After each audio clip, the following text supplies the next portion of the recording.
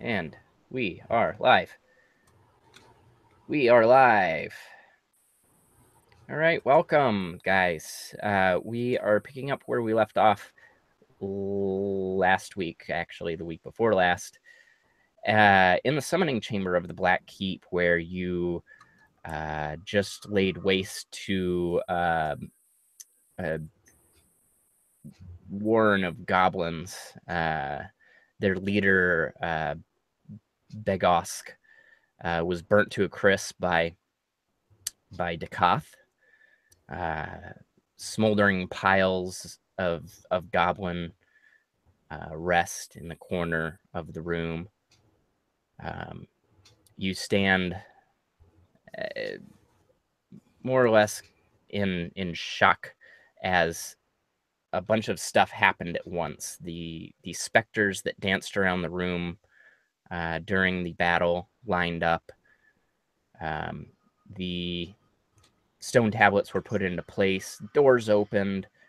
One of the specters began to speak. The specter looked as though she was a female dwarf at some point in the past. Presumably, this was Lila, Dorav Steelkeg's long-lost wife from many years back. Single tier. What was that? I said single tier. A single tear dropped. As this happened, the stone that was hovering behind the specters flew down the eastern doorway that had opened up. And then the specters disappeared, and you stood alone in the room. Shortly thereafter, as you guys kind of gathered your wits about you, healed up, and got back to your 100% selves, your dear companions, Razon the Red, Sunshine, and Kazak, meandered down through the Black Keep and met with you in the summoning chamber. Sunshine, I do have a question for you. Did you bring Smatters down with you? Mm-hmm. Yep. We talked a lot, and yeah, no, we're good now. We've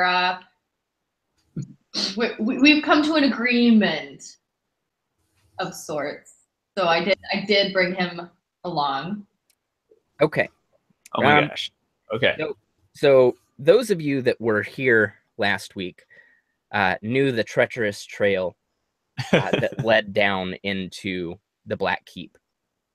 It became moist, from moist to slick, to slippery to slimy, and steep. In fact, it became more or less a slimy slide, which is not great for a horse. Oh no. Uh-oh.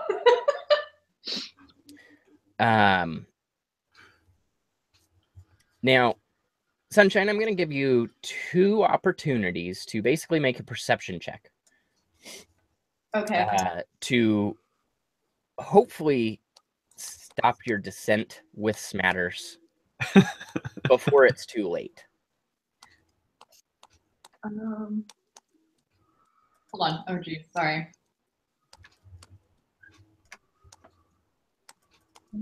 And I will give you sight here. I forgot to do that. I was like, what am I doing? I can't see anything. I'm doing a perception check? Oh, fuck yeah. Yes.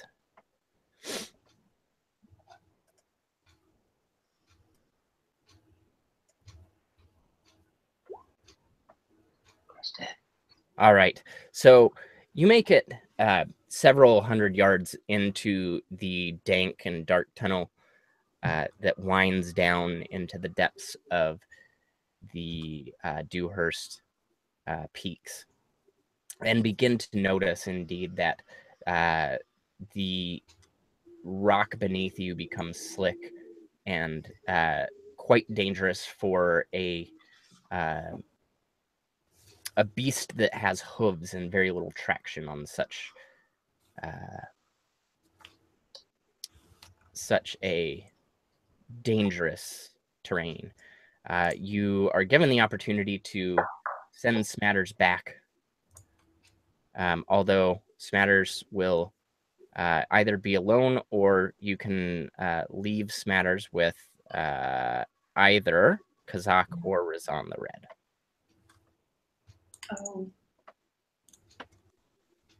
Oh.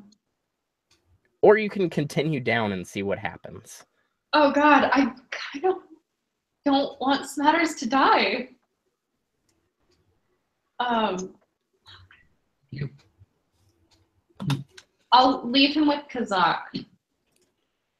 All right. So as you're traveling down, this feeling inside of you, you're not quite comfortable with. Is it caring about this horse? I don't know. Whatever it is, you feel it and worry about the health of the horse.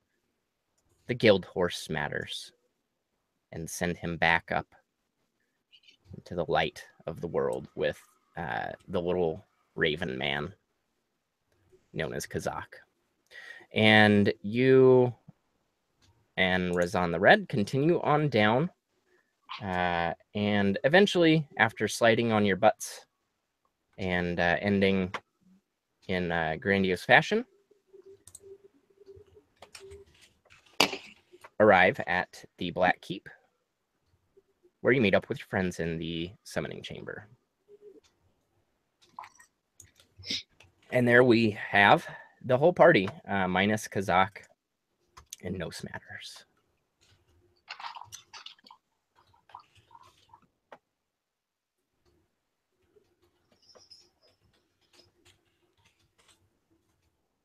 Hey guys, what's up?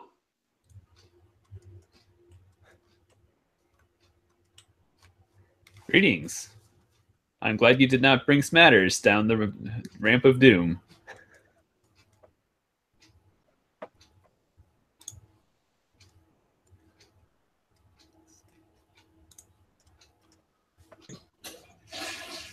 Hey guys, what's going on? What's up?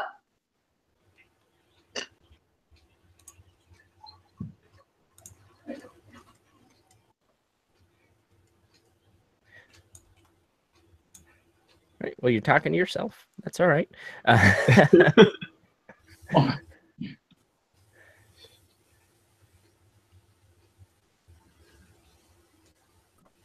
So,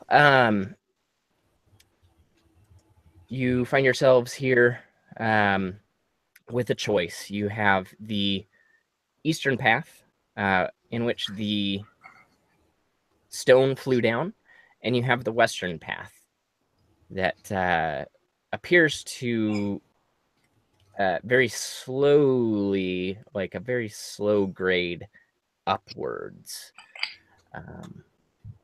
while the eastern path has a slow grade downwards.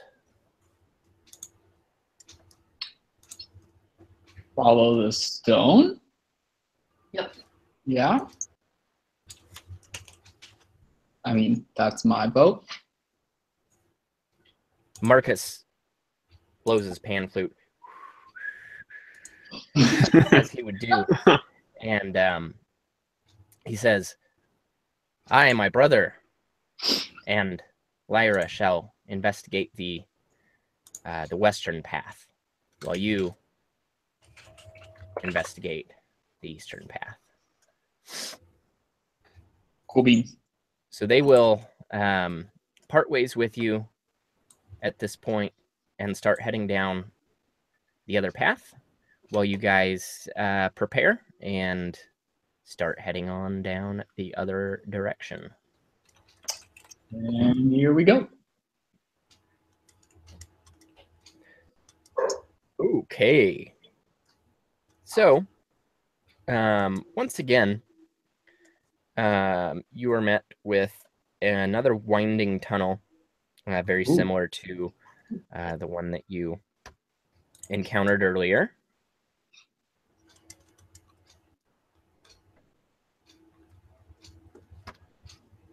Although this time, it appears that the walls have some inscriptions or carvings in them. Hmm.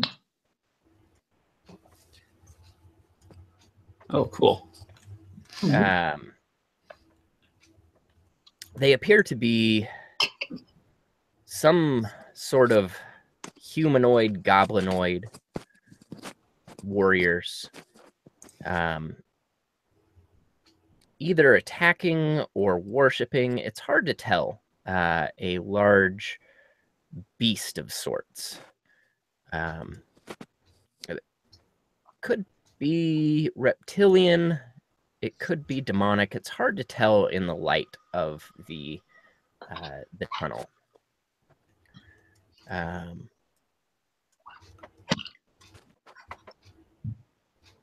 you good? No. It's too bad we don't have bards with us. There's what with us? It's too bad we don't have any bards with us. Oh. Yeah, true. Are there any? What light do we have? Do we have any light down here at all? If you would like to grab a torch, you can have torches. I got a torch. I don't know. I think you have dark vision, don't you? Yeah. Yeah. So you can see like normal, basically. Yeah, you should have dark visions. I got a Yeah, I torch. thought just Ryan and I don't have dark vision. I thought we were the only two.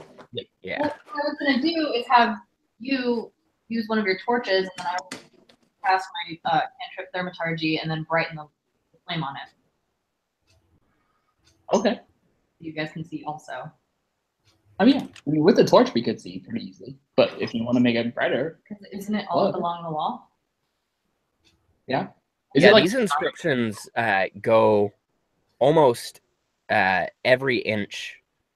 They start off kind of sparse, but as you get deeper in, they're just every inch of the wall, including the ceiling. It looks like this has taken years and years and years to cultivate such an immense amount of carvings. Can anyone do like a history check on this wall? I have one in history. I can try. Okay, I'll try it. Doing it live. Nope. Nope. Sunshine, this stuff looks old, I guess. It's like kind of old. Hey, the curse was done a really long time ago. Wow. Dang. Is anyone proficient with religion? Ooh. Ooh. No. You know smart. No. I can roll for it. Fuck it. Yeah, do it. Why not? That's a little better. Oh, very good. So while you're inspecting this, you're just kind of getting lost in just how impressive this display of really art is. I mean, it is almost a form of art, but there are many occult inscriptions and imageries of people worshiping and summoning. But you do notice here and there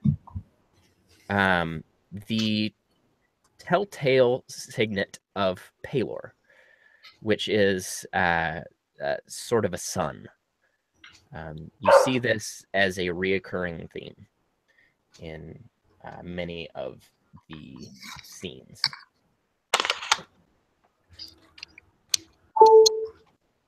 Hey guys, this has to do with Palor. You know, the sun god. Like the opposite of the moon god. Yeah.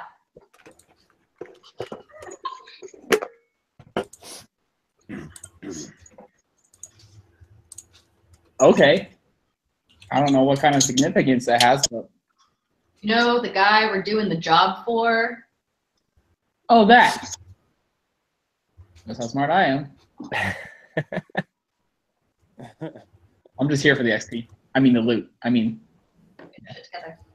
The milestones. I'm here for the milestones. What about the friendships we go along the way? Yeah, well, matters is cool.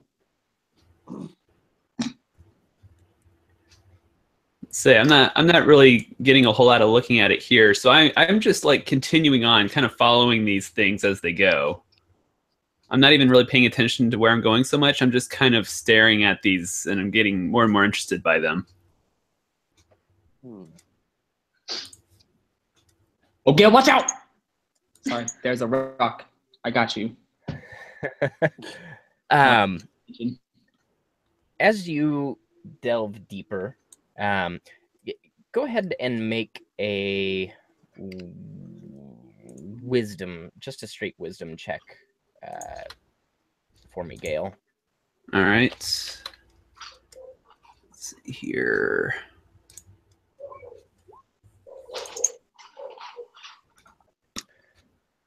Again, you're pretty entranced in just the grandeur of it all, I guess. It's very unique to you from where you hail. There's no style of art like this. So it's just kind of taking you by surprise a little bit. You do notice that as you continue down the beasts, as it were, that are being worshipped or summoned or whatever it might be,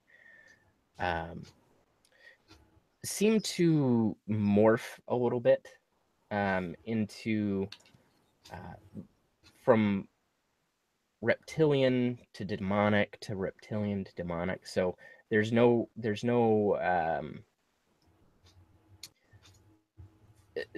consistency necessarily, aside from demonic and reptilian, but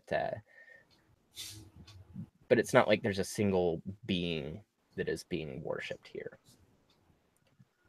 Well, I guess Also, I'm as you probably observing continue these down. two, so I'll take a crack at it as well. Yep, go ahead.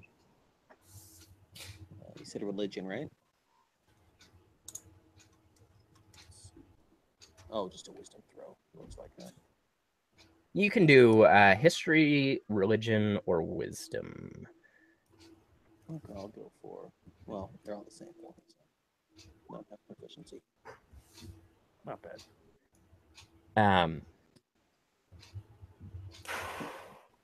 So, Dakath, as you continue down, you notice that almost inexplicably, the carvings seem to be older the deeper you get in. And that strikes you as kind of odd, because you're going deeper underground, and you would think the carvings would start from the surface and go deeper down, but it seems almost the opposite. So, yeah. That's interesting. Well, I'll share that observation, like, with everybody. Like, hey, you guys notice something strange about these carvings, this stuff here on the wall? It seems almost like they're in, and the art style, the texture, everything like that appears to make it look like it's newer as it came out, almost like it was being made from the outside, from deeper, coming out of this hallway. Will seem normal. Huh. I mean, they look pretty. That's all I got. That they do, Riley. That they do. Astute. Very astute. Many astutes. You do all notice, no check required, that the deeper you head down, again, you are kind of twisting down in a corkscrew. Deeper you go, the danker and moister it gets, and I'm going to use moist as much as I can because I know that bugs someone here. You actually, you've been walking now probably 20, 30 minutes. So you've probably traversed well over a mile, maybe two, at this point. Of just tunnel and carvings. Just tunnel and carvings. You start to hear some chatter,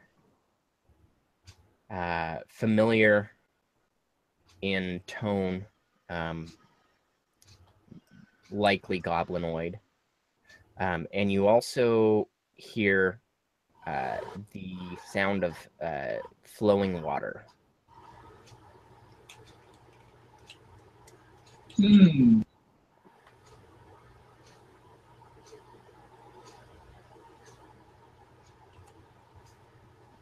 Well, you see those voices several. are coming, I would imagine we'd be sneakier.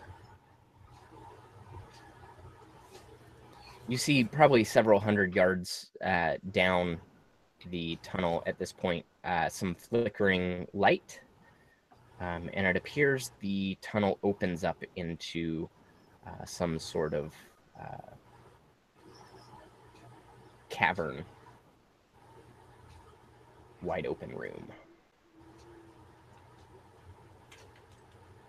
How far ahead of us is that? A couple hundred yards. So the tunnel straightens out, and you're able to see pretty clearly that the tunnel is ending and terminating in a large cavernous room. Is it dark or is it lit? It is lit. There's flickering light, and again, some sort of goblin chatter. Several voices. I'm gonna try to listen. Unless you speak goblin, you're just gonna hear They're speaking. chitter chattering. Nothing threatening necessarily. They're just. It sounds like they're bullshitting. Speaking goblinese. Yep. So when you just bullshit us, Riley, you're like, oh yeah, they're talking about hostage kid god or something. Yeah. Exactly. All right. Well, so there's not like a doorway. It's just like the tunnel ends and it opens up into. Yep. It just gradually widens, and then opens up into what appears to be a large room. So is it not within range, is it? What? Like if I were to cast something, I could be within several hundred yards away. Correct? So you're a couple hundred yards back. So very few things will reach. You're kind of at the point where if you continue any further, your torchlight will be seen, presumably, and you're 1,000 feet away, give or take. I'm gonna put out my torch. Want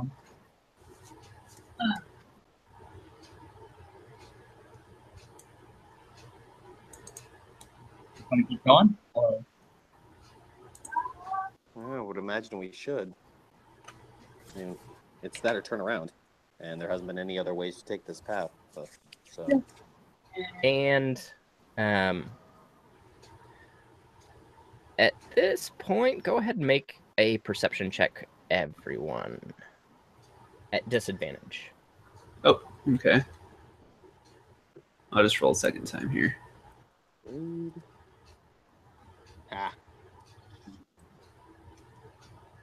Oh, damn, man.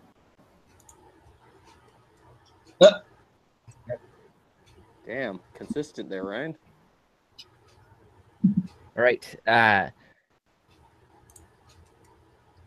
Riley, Sunshine, and Gale, you all continue to hear the chatter of the goblins.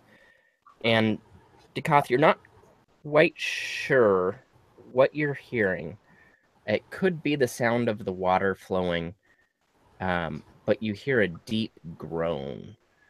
A lazy, tired groan that echoes through the chamber. And if you weren't paying attention more than you were, you would have just kind of brushed it off as a hiss of the wind.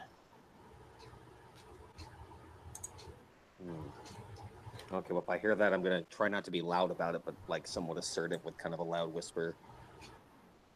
Don't think those goblins are alone in there. I think there's something else. What does it I sound like? swear I can hear it. Like a groan or a growl, as it were. How bright is it? Might be another one of those giant troops, like resting down there or something like that, like we fought earlier. I could try sneaking up and peeking in into the chamber. You've got dark vision too, right? I do. Nice. Yeah, that might be the best bet because I don't unless I spend a spell slot. Same with probably casting it on Riley, so that we're not at a disadvantage if we end up in a fight. So if need be, I'll do that, but might as well sneak a peek. Is the cavern like lit up? Yeah, so the Oh, yeah, cavern how's the is lit cavern up. like? The tunnel that you are Okay, in good. is completely black, aside from your torchlight. But yes, the cavern appears to have pretty steady torchlight. Very nice. Okay, cool. So if we have to go in there, it won't be much of a problem. But yeah, maybe see if you can spy the It's like situation so we're not running into something. what I'd like to do is try and sneak up to just where before the light coming out of the cavern into the tunnel, like where that. I want to stay kind of still in the shadows, but see if I can get close enough to take a peek inside and see if I can learn anything new. Okay. Go ahead and roll stealth with advantage. Okay. There's that, and here we go. All right, perfect. Nice. All right, that will go ahead and move us over here. Correct.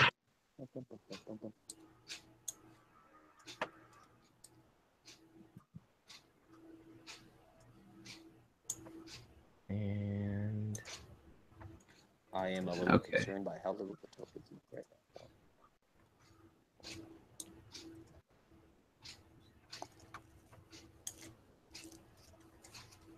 give me just a second, sorry.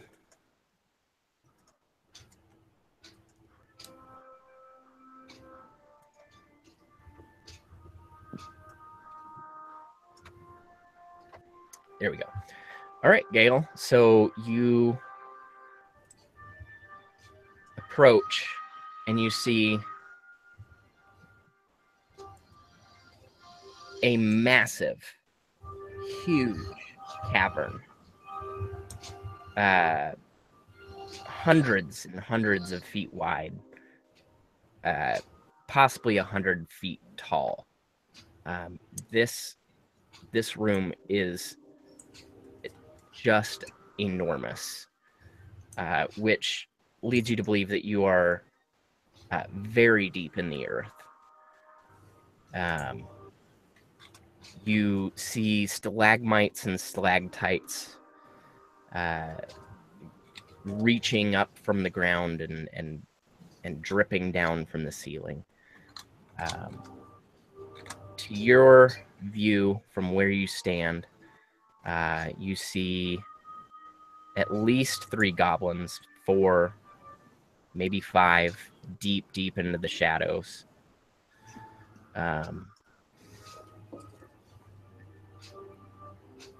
and possibly more chatter in the areas that you cannot see.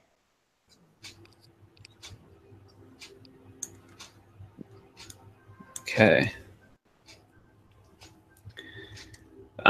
Well, I'm going to sneak back to where everyone else is in the tunnel and let them know that this is a huge chamber, and that I can see 4, maybe 5 goblins in there, but there could probably easily be more. It's so big.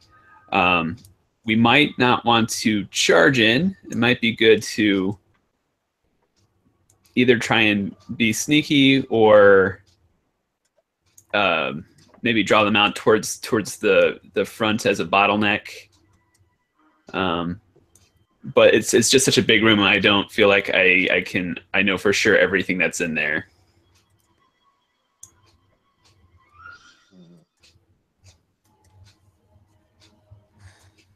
Without knowing exactly where we're trying to go to get through the room, I don't know exactly which way we'd go trying to be sneaky, but I like your bottleneck idea. That might be a good way.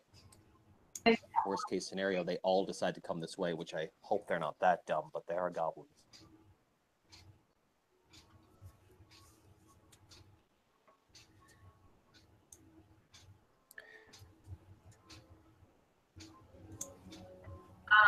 Any other thoughts? Could I mean, if we want to get them out of here, I could always cast thaumaturgy. I could make a loud boom with my voice. So I can do minor illusions now too. So if it's like if we don't want to draw a lot of them, it's like we probably don't want to make a threatening sound. But if there's something that we could reasonably know that goblins like, maybe we could attract a couple of them, pique their curiosity. Ooh. That might be a good idea, yeah.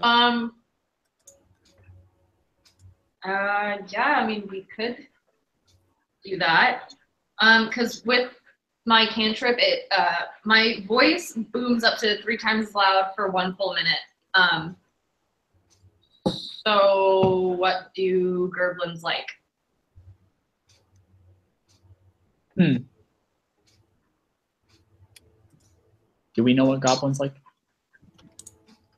Wish we had that goblin that was tied to the bed. We could ask him, hey, what do your people like? I mean, I guess we would we have a general idea of what goblins might like, Mike? Just living in this world. Probably have an idea that they are, they like shiny stuff, obviously. They're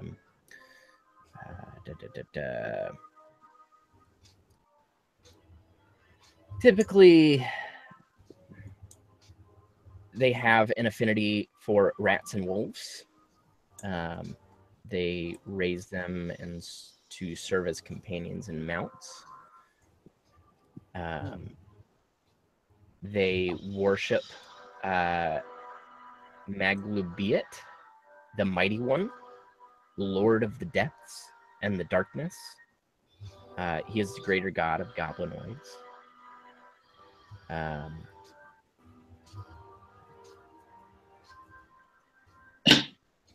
Well, if we don't do some sort of sound thing, I mean, I can always shapeshift into like a wolf or a rat, try to get some attention, and then scurry out of the cave towards you guys. Ooh. Owl. I'm a cat.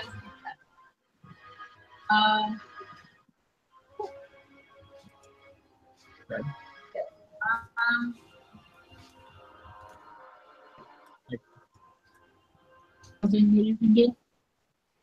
Matt? Yeah, basically like, without resting chip transformations.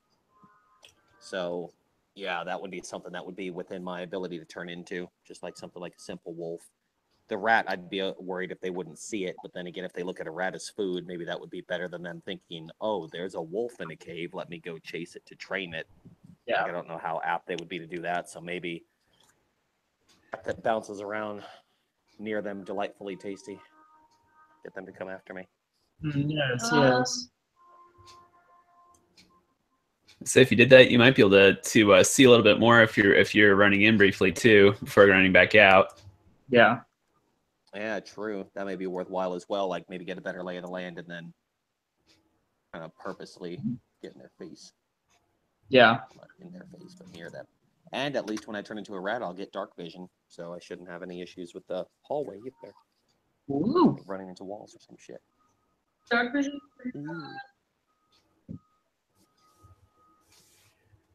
All right. I mean, I like that plan. I like that. See what we can draw into the hall. Okay. Yep. Yeah. All right. Is there any means of using this hall as somewhere that we can kind of surprise them? I'm pretty sure I remember it being really straight and narrow, though, right? Yeah,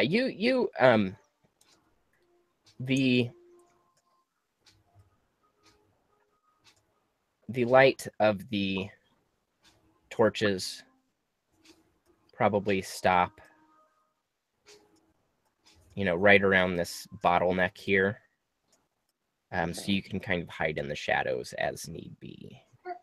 Yeah, and I guess realistically, you guys could kind of get off to like these sides almost too. Yep. Chelsea, you can't see anything. Again. Whoops. You have sight now. I lost my sight. Oh, there it is again. Never mind. It's based on where I move There we go. my mouse, apparently. Come on.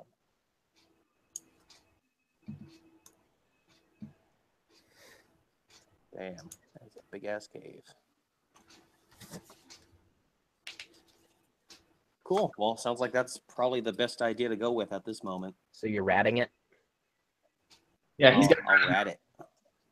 Do we? Rat it up. Where am I? You're like at the bottom of the order.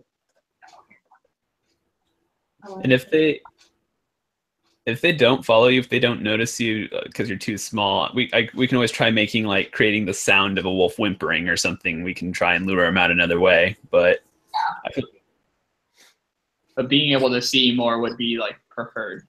yeah, I think that's why this is good. Plan A. I'll see what I can do, at least to try to maybe go along the walls and get an idea of the perimeter so I know the area. Everything's black for me at the moment. Yeah, sorry. Oh, you're all good. I imagine you're giving me some sort of token or something. Yeah. Cool. Oh, look at me. I'm a little rat. Oh, my God. Thou shalt give it, thou shalt taketh away. Do you have control of the rat? Right. Yes, I do. All right.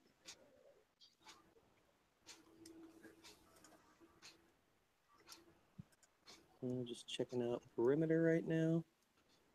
I still need to roll something if you feel that way, Mike. Let me know. You're not trying to be sneaky, right? Just pretty much scurrying along the wall. Nothing too, slow or anything like that. So I'm not running, but I imagine it's just kind of a leisurely kind of walking along, trying to keep near the very, very edge of the wall right now. So as you make your way around, you see several more goblins hanging out around stalagmites. Again, the room is just enormous. Yeah, it is. Mm-hmm. Well, based on, let me see here so that I kind of get an idea. Wow, that is still like almost 20 feet to the wall there. I still don't want to risk getting seen kind of quite yet so that I can still investigate. So I imagine as I come along kind of this back edge here, where I see this one right there, I'll slow down. I'll try to kind of be a little more sneaky as I come around this corner. Okay, go. So, Roll a stealth. Cool. I was never quite sure with transformations. Do I just roll stealth based off my character sheet? Yeah, that's fine. And then anything that the rat gives me or something, right? Like, roll with advantage because you're tiny. Oh yeah. Let me just throw another one then, so I don't. It's 11. It's not great, but a little Yeah, guy. he does not really notice. He's busy chattering with the other goblin that's on the other side of the stalagmite. Okay. As It you just looks kind of like a slashed wall right here. Like, I don't know if that's supposed to be anything else. so as you approach that area, Oh, okay. Oh, something's up.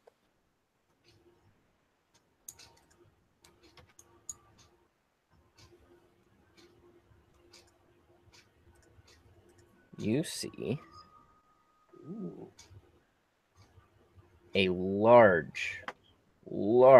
huge pile of gold and silver and treasure.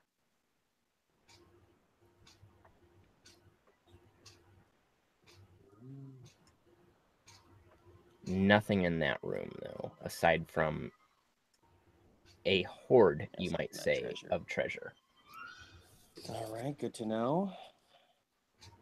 Get back to my little journey. Same thing here. I'll kind of try to come slowly around this corner. So, want me to roll with advantage again? Yes. Cool. Switch back. As you come around that corner, you see a robed Again. Amazing. figure, larger than the other ones, by the fire. Well, I think this gives me most of what I need to see, and it looks like I can see some something. You do see. It looks like a couple ballistas. They don't look armed. There is a body of water towards the back of that room. Several more goblins, and then the robed figure. Although all of the goblins, it appears, do have some sort of black cloak on, which is very uncommon for goblins. Yeah, absolutely. All right. Well, I think that's as much as I need to see because it looks like the room I can't tell if it's just the map or something like that. Does it open up after that body of water to some sort of like flat It ground? just opens up into a large body of water. Oh, okay. And are those ballistas intentionally pointed towards the body of water? Or they're just there? Yes, they are. Okay. Interesting. Okay. Well, then I'll go ahead and I'll take the extra moment that I need and tell me if you want multiple rolls and stuff to come back around to the group before I try to... No, you can head back. That's fine. Okay. Well, I guess actually now that I think about it, if I change shape, then I only have one more wild shape to change back again, and we might want it later. So the plan was to attract a little bit of attention. So let's see.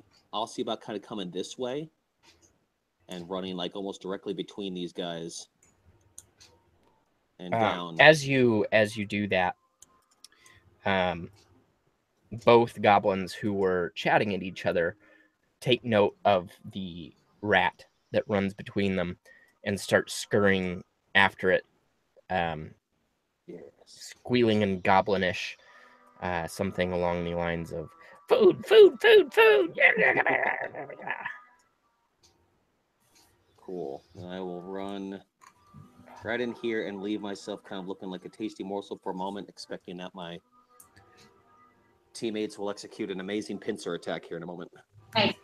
As it runs by, and I time it and just fucking swing as he's running. Because he's got no idea what's around the corner. Yep. And as this other goblin does see these two running, screaming food, he is also heading that way. Nice. Uh-huh. As that ain't bad considering the room has more than that. That one. You can. Not yet, but you will be. So there appear to be 4 goblins heading after this rat. Oh, I'm still Awesome. I mean, this is dependent upon the group and how they act, so I won't say anything, but I'm going to... I want you to... Even though I can't see it, but I'm running into the tunnel that, I imagine we can't see on the screen anymore. I'm going to run a good, 20, 25 feet in to kind of hopefully have them continue pursuing me and not right at the mouth of the cave where they can draw more attention. Can you have one chase you? He's like right behind you, like right next to me. I really just want to, like, as he's running, just fucking blindside him. Fucking skewer. Yeah, I'll run close enough to Riley, knowing that he wanted some blood. I just so you know, Mike, too, I'm getting a thing to Koth has visibility of this. Like, Yeah, it like really was right. for me. Like if he's like the square above me, Mike, I want to just like swing. He will come, not necessarily the square above you, but he will come, like close that, enough. like, yeah. Go ahead. Close enough to you to provoke an attack. Nope.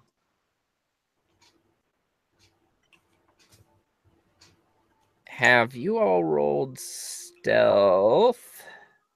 No, because we were just chilling here while All Matt. right. So, see how well you've hidden yourself, and roll stealth.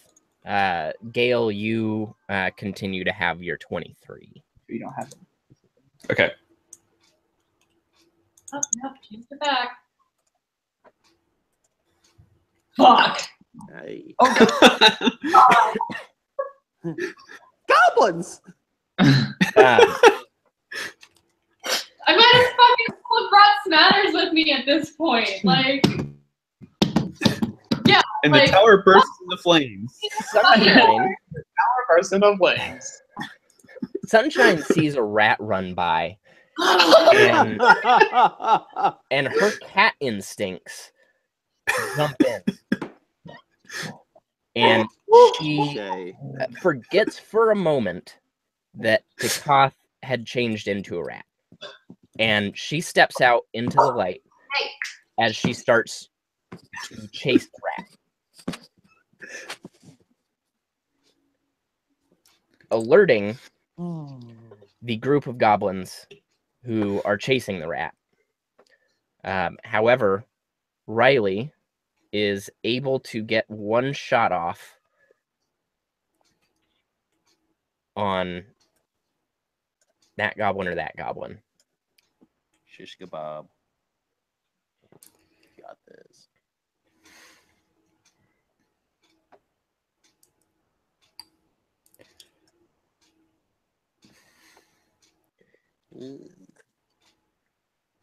And Riley is so distraught at the just clusterfuck that is Sunshine that the halberd swings wildly and clinks into the rock, alerting all the other goblins that something's going on, and it's not just a rat. So, I guess it's time for initiative, everyone. I would just like to say that I imagine I like just started swinging as all of her sudden commotion goes on behind me, and that's what causes me to like stumble and just like wildly swing too high. Click on your person, and then Oh, Mike, I can't see anything on the map right now. Everything's black for me.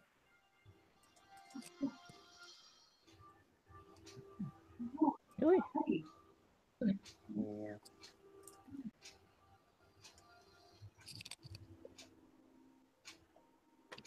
Let me know if everything's good on your end. It could just somehow be my end. I'll just pop out. Did that work? Oh, there we go. Suddenly just, yeah, it's here now.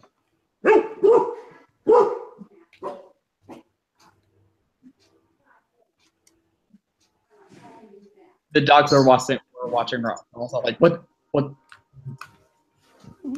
Yeah, my mom just got here and all of a sudden decides to go nuts.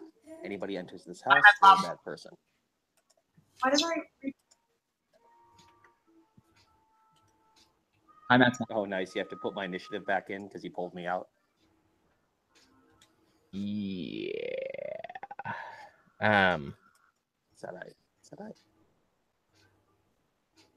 Gale and Dakoth, if you could re-roll.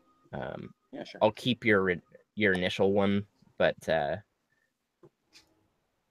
Actually, Gale would like his new one. yeah. That's about how this is our party goes, though. We usually very cleverly sneaky like raise the alarm, and then I rolled very low initiative. Dakoth, you are not showing up in the turn order. Why is that? Just a rebel, you know. Oh, I'll add you a turn. I remember how to do that now. You're at 19. Okay, now we will initiative.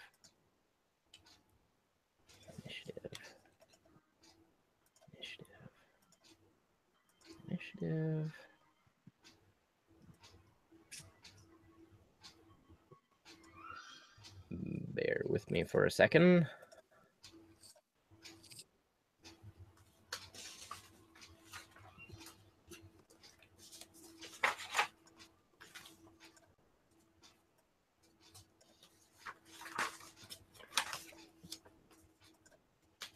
Okay.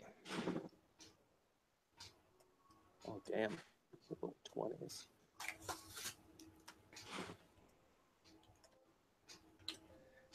So somewhere within the cavern, you hear some scuttling and a short bow tent up and an arrow loose. Arrow flies towards Riley. A 17 will hit Riley, dealing 8 piercing damage. The arrow flies from somewhere within the cavern right over the heads of the goblins, pierces into the Aura that wanted to get the jump on things, but didn't work out that way. Ouch. One of the closer goblins sees this halberd swing wildly and finds herself right in the face of an imposing armored figure, drawing a scimitar and slashing. Again, hitting for 8 slashing damage.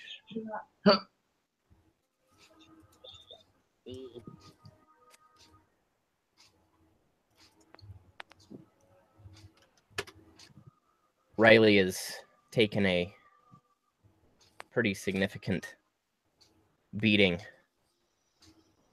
Yes, indeed. and Dakoth takes note. Doing okay. All right, so I'm still a rat technically. I move up to here and aiming for the one in between Riley and I so I can get some advantage on him. As I come out of my rat form, I just humanoid bringing my bow staff in an upward direction. Yeah. Let's see if I can crack this motherfucker. That's tight.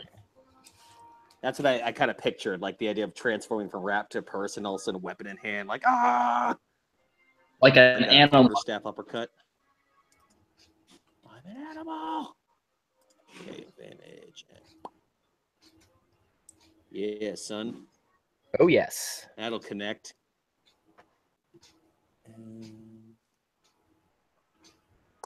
Bludgeon. Thwack. Taken by complete surprise, the goblin is just knocked silly and falls limp to the ground. motionless. Oh, damn.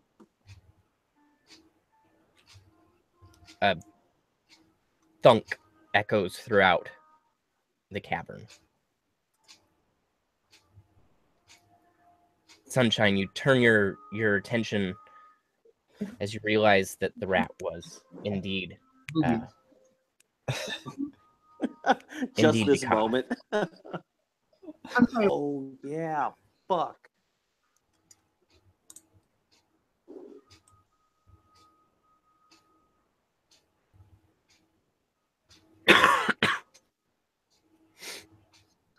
Oh God. So fuck, what do I want to do? You can attack, or How far away from me are you? not very far. I'm right here. So you could also do a little healing of you, huh? That's what I'm aiming to do. Which one? Okay. Is it healing word or cure wounds that is? Your wound is better, but you have to touch. Yeah, I was gonna go up to you. You can do that. Yeah. Right there. Yeah. Yep. I'm gonna cast cure wounds. Actually, I can Yeah. do this.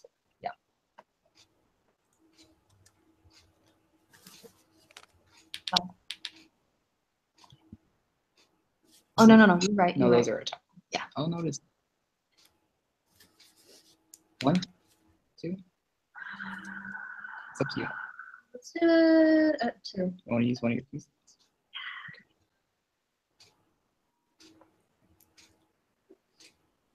17. I go up to Riley and gently touch her eye as I cast this. Thanks. See, I wouldn't have known what you meant by gently touch her eye had you not done that. Like, now I understand. Yeah, I'm glad. Good. I gotta admit, though, Riley's got an interesting beard, but strange woman. If anyone's ever read Rat, can't remember the name. Also, literally have a bearded lady. Yeah, she does have a bearded lady tattooed on her leg. That's the true story.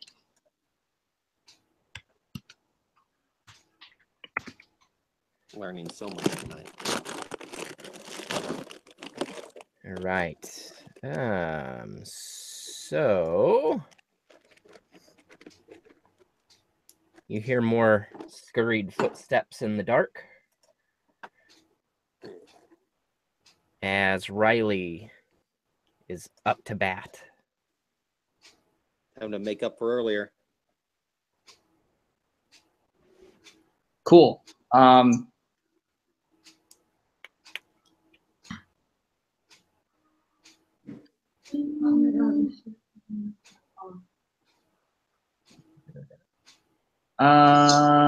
Yeah, no, I'm just gonna swing. I'm not having it with this goblin. The one that's right in front of me is the one that hit me, right? Or one of the ones, I guess. Oh yeah. Yep. That is the one. Yeah, you know, likey. Try to stab him through and miss. Oh, an 11 is not going to hit. So, Unfortunately, your halberding skills are not on par. not the best. Can you fuck up again? Excuse me. You're on your game today. Who let all the goblins know we were here? It was all of them, first of all. A momentary lapse insanity, okay? The goblin closest to Dekoth is a bit distracted and doesn't quite understand what's going on because he was just looking at a rat and now it's this huge behemoth of a man. He fumbles for his scimitar and swings meagerly, but just completely whiffs, surprisingly not being able to hit this tree trunk of a man that stands in front of him. The goblin right behind him, as they're rushing, seems to be a little bit more astute and has been following the cat that brought attention to you all. Notches an arrow and sends an arrow flying towards the cat woman known as Sunshine, but the arrow flies past and clinks to the ground.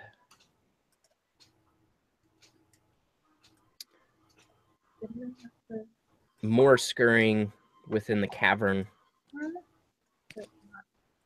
as Gale of Wind prepares. Oh. Okay. Gonna run around this way. And I think we're gonna try and hit this guy with the sword. Yeah. Hit it. Let's see. Swing Let's with see. advantage, sir. Okay.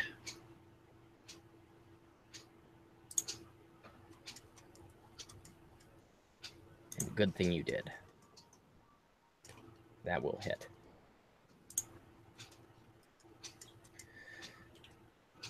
And Gale's nimble leap over and fluid motion with the ninjato almost just like butter right through the neck of the goblin as his head and his body part ways and fall to the ground. With that spinning motion, I'd like to use my bonus action to do a kick on this goblin then. Yeah. Kick it. Kick it. Right. Bow, bow, bow. I don't know if that would have had. That was the first roll that you had on there, so that is a crit, yes. Fuck. Wrecked. Damn, dude, you kick him into like Oblivion. last Tuesday. Like he's Well, I've got this inner frustration I'm letting out because my plans never work. I always want to go sneaky. We never go sneaky. So We tried. No, it's always me fucking it up. I mean, we tried. It's okay. You channeled his rage. It's perfect. Yeah. Well, then I guess I'm kind of like half sorry. And Gale's large rear paw, excuse me, sorry, flies into the torso of the goblin and sends him staggering back, winded.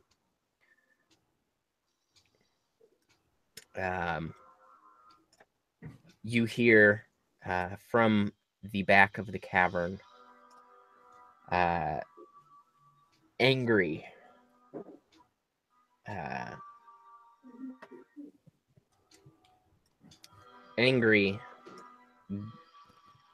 goblinoid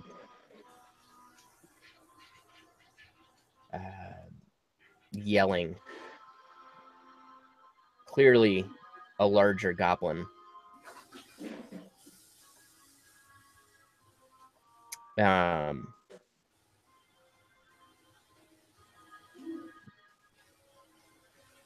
As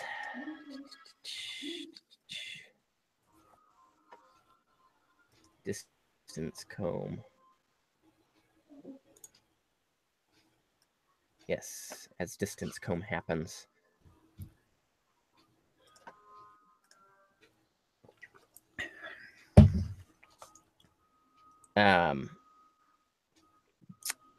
A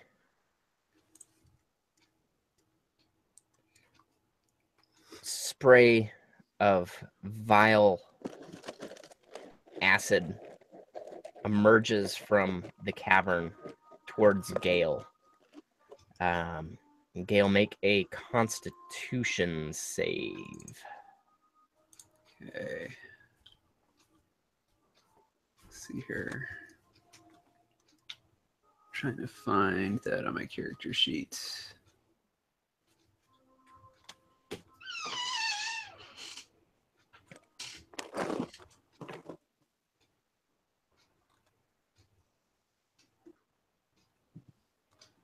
Where is that? It would be right above the skill I see. list Here we go. with I see. saves. All right, here we go. Yeah. And quite proud of your handiwork, you see this spray almost disintegrate the goblin that was standing before you. And then continues flying towards you for 11 points of Ouch. poison damage. You feel a searing pain as this liquid just covers you in burning hot pain.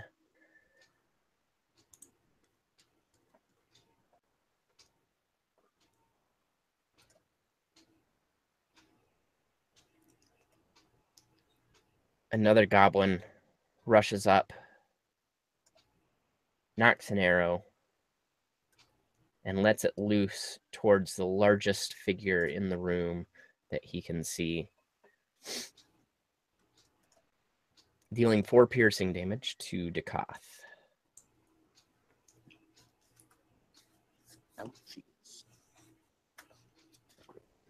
I assume that means he is away from... Matt, did you hear that? Yeah, I heard it. I Okay. think my internet keeps coming up and down. Like literally, I've dropped off my Wi-Fi again. I don't know why. That's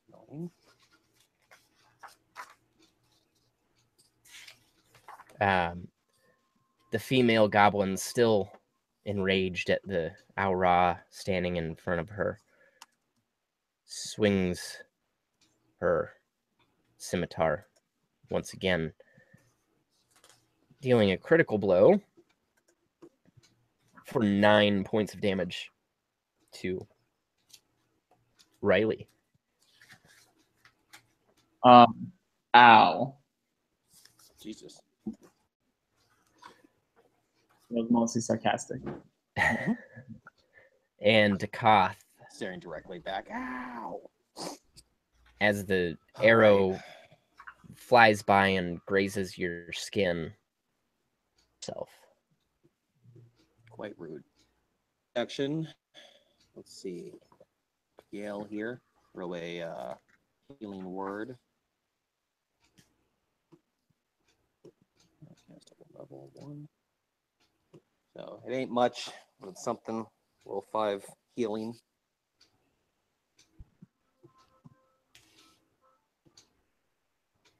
And who's that towards?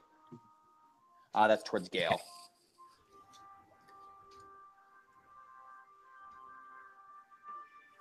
Cool. And then I will, provided it doesn't cause any attack of opportunity, which I'm thinking it shouldn't from this range, I want to move behind this guy to also try to take advantage of him. Yep. Cool. And 1. Cool. That should be good. And click. Cool. You get a solid blow and knock her to her knees. She remains conscious, just barely. Oh, damn. And Sunshine.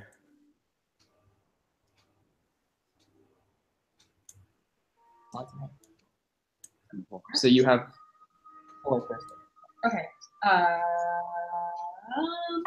Fuck.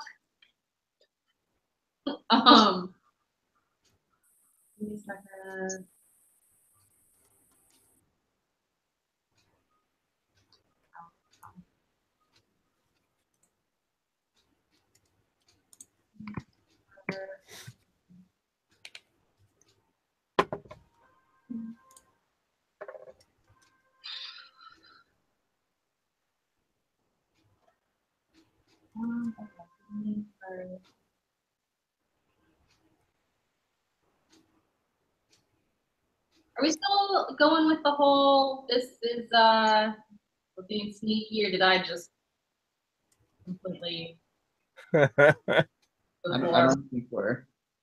I'm pretty sure I let out pretty loud little roar when I got burned by that acid. I don't think we're. I think they know we're here. At this point, yeah. Okay. Sorry, give me one more second. Because I know I have something, but I have to double check.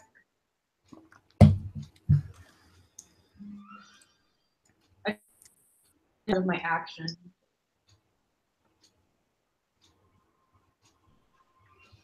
Double your speed. So, Oh yeah, it's just. yeah. I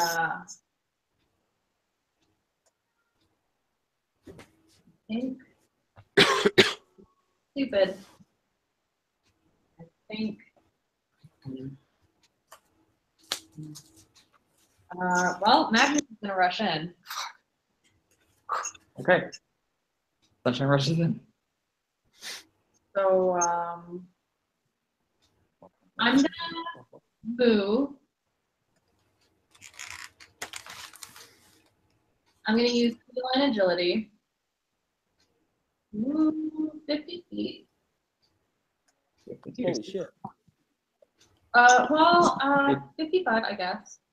And then I'm going to try to Oh god. cast a spell. Oh, Lord help us, right? Am I right? I'm going to cast Scorching Ray on well, because I get 3. Yes, So you get 3. I'm gonna cast it on these 2. That one and that one. So yeah. That's hold on, give me a second. Let me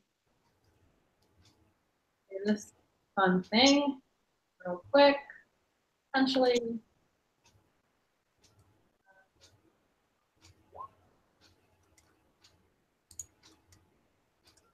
Yep. 17 will hit. Whew. Cool. Right. 9 fire damage. And which one was that on? The big guy. The big guy? Yep. You see his cloak set aflame and he starts screeching in horror. Good. Nice. I have to roll again if I want to hit this guy. Yeah, you have to make 3 separate attack rolls. Okay, cool. So you could do one of them. Well, is this one still running around? Because I kind of want to hit him again. Yeah, you can hit him again. Okay, cool. Well. 10 will not hit. Oh, okay. So another scorching ray blasts past and splatters flame against the stalagmite behind the cloaked figure who is on Am I reading fire. correctly? Does that thing have a range of 120 feet? No, she moved. She's right there. No, scorching ray does have 120-foot range. That's right. That's insane. Wow. Yeah, but I wanted to see what I was trying to hit. Cool. So, you know what? Fuck it. I'm gonna roll and try and hit this guy one more time.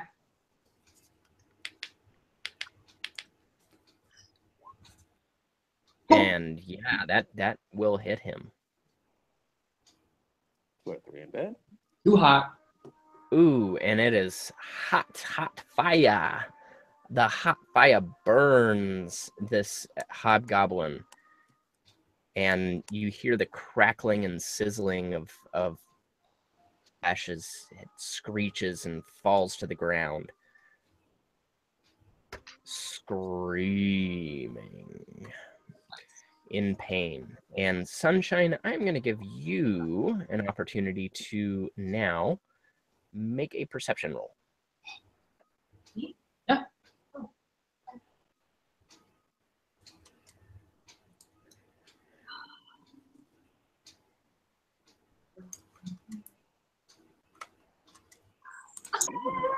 And your 19 will grant you an opportunity to make a dexterity saving throw.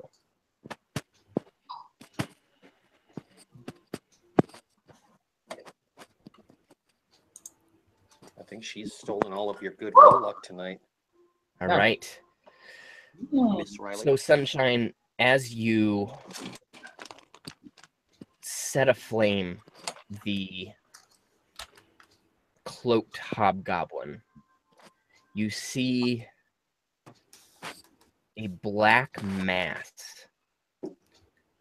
emerge from the watery depths far Shit. far in the corner of Black Max. of the cavern. Oh,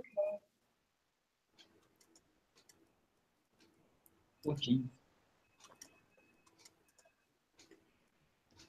It one-shots the whole party, but you dodge.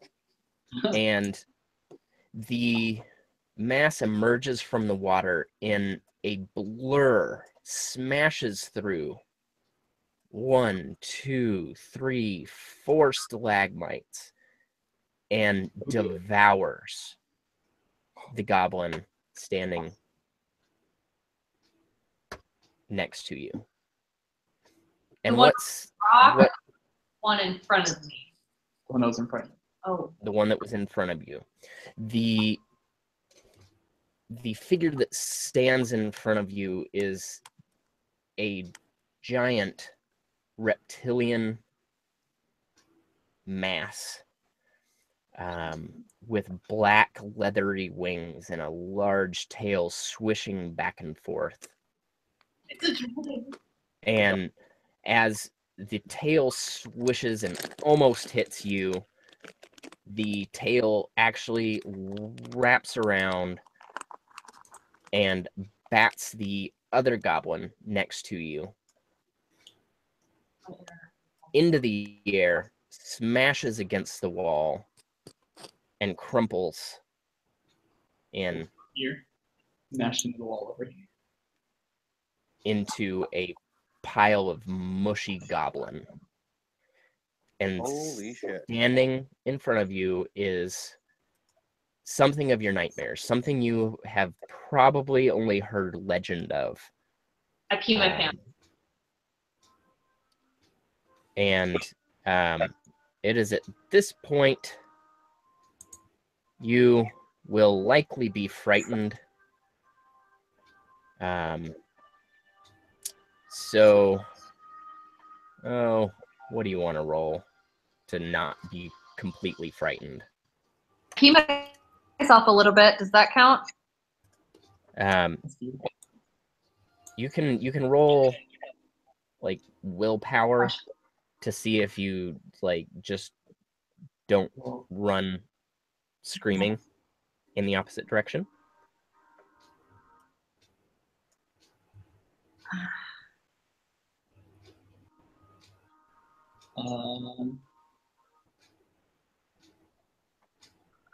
What are we rolling? Willpower. Oh, willpower. Where? Willpower save, actually. Which one is? Where? What? What are we talking about? Oh, sorry, wisdom. Oh, I'm sorry, wisdom. Why am I saying willpower? Fuck my balls. Sunshine, you see this thing and you look. You're probably 3 feet eye to eye staring at this dragon, and the fear overcomes you, and you run the opposite direction as fast as you can. Probably for the best, anyways.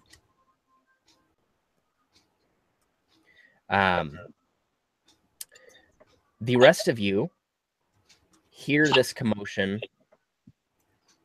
Only Duncaster can probably make out exactly what's happening.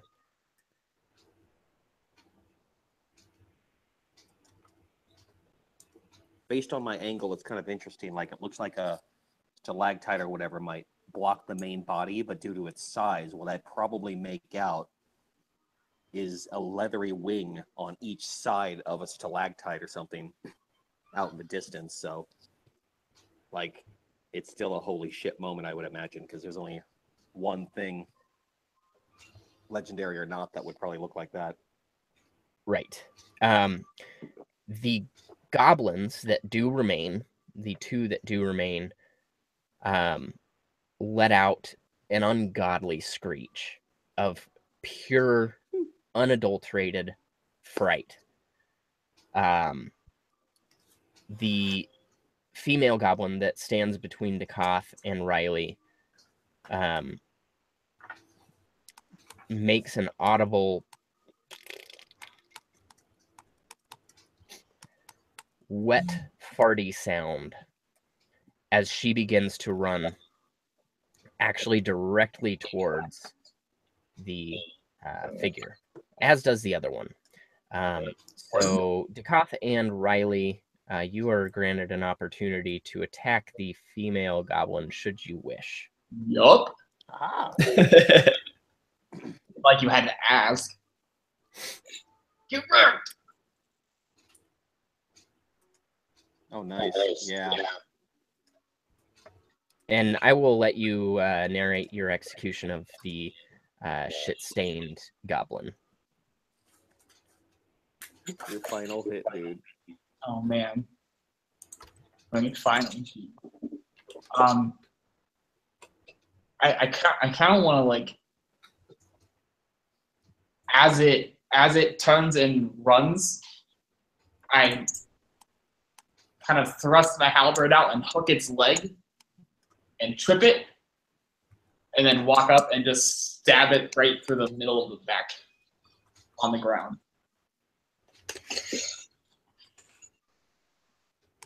Yep.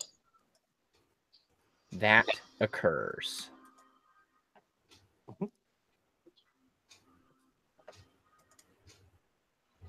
The final goblin runs foolishly into the gaping maw of the dragon, as though it were almost willed to do.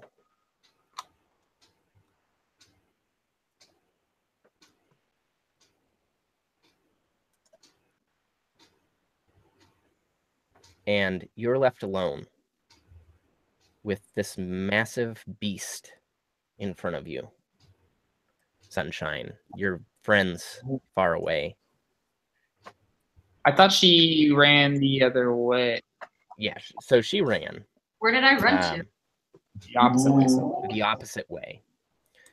But you're the closest to this. Okay, so you're just further. Sorry, my computer's all fucking stupid again. Am I up? And Okay. as though you are compelled to stop, you stop in your tracks and turn to look at the beast behind you. Gnarled scales jutting from a pointed snout, sharp teeth, bright yellow eyes stare at you. And it says in a almost tired voice that booms through the cavern. I see I have chosen wisely.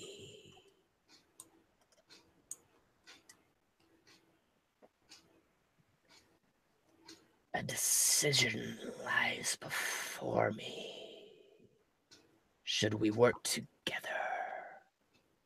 or should I devour you? What brings you here?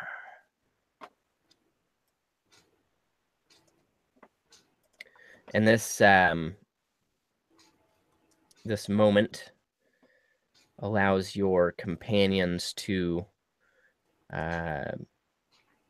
either run or come to your aid. I'm gonna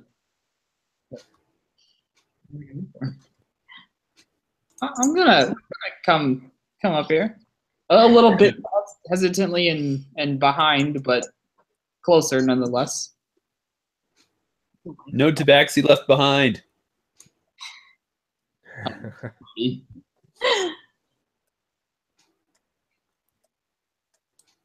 The dragon creeps forward ever closer. Not in a threatening manner. Oh? With an inquisitive look in his eyes. And he gets almost snout to snout with Sunshine. And says, "What deity do you serve?" Goddess of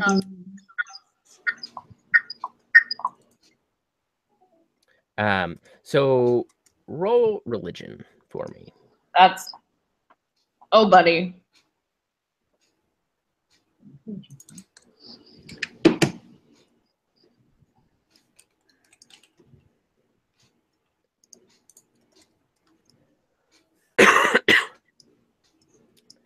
Do you have a cue you would like to use?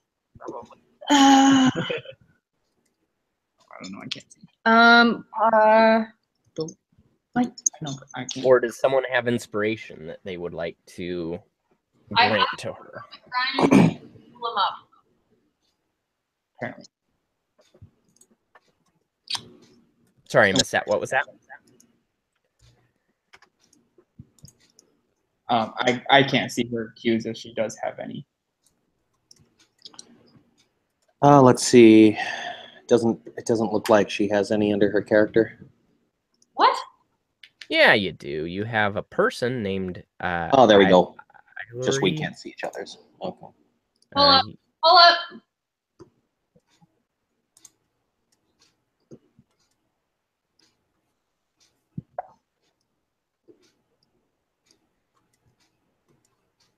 There was a dream and a small glove. Very small glove. The smallest of gloves. How exactly do I use the cues? I'm not. You just weave a tail using the cue. Weave a tale that would help you in this moment.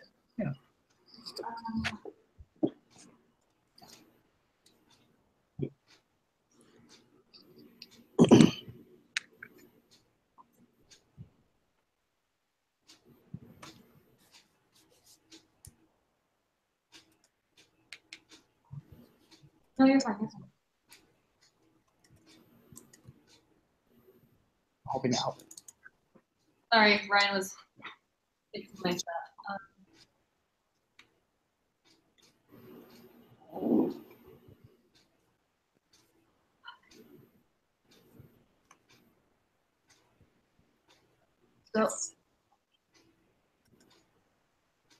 So I heard. So there aren't very many cleric baxies, but there are a few, and one or two came over on the taxi with me and Gail. And us clerics, we kind of stick together. I once heard a rumor of a small glove that would bring, that was famous for bringing bad luck to whoever was holding it. And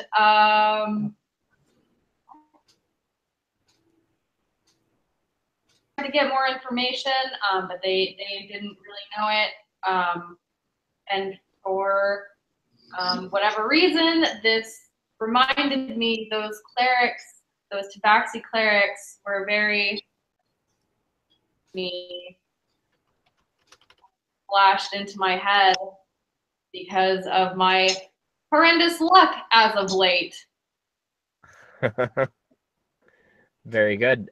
So you can roll again.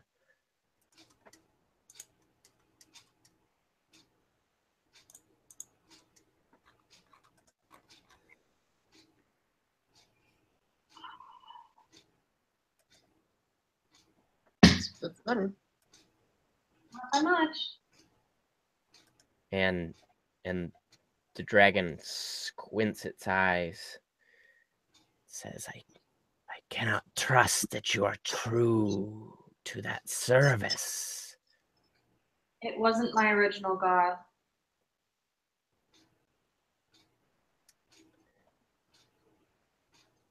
The dragon turns and peers at the other Tabaxi and says, that answer does not ring true. Why should I believe you are here for good?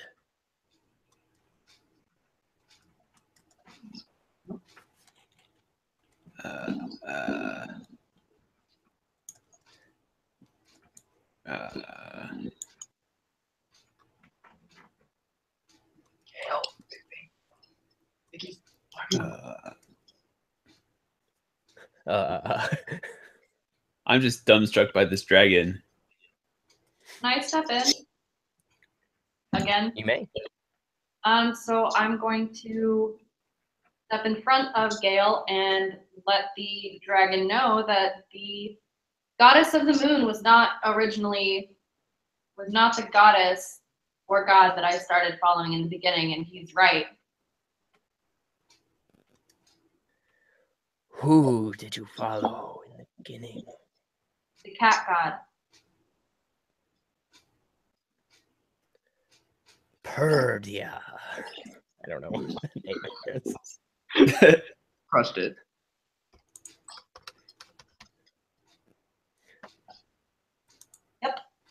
Yep. I see. What brings you down here? We're looking for a stone.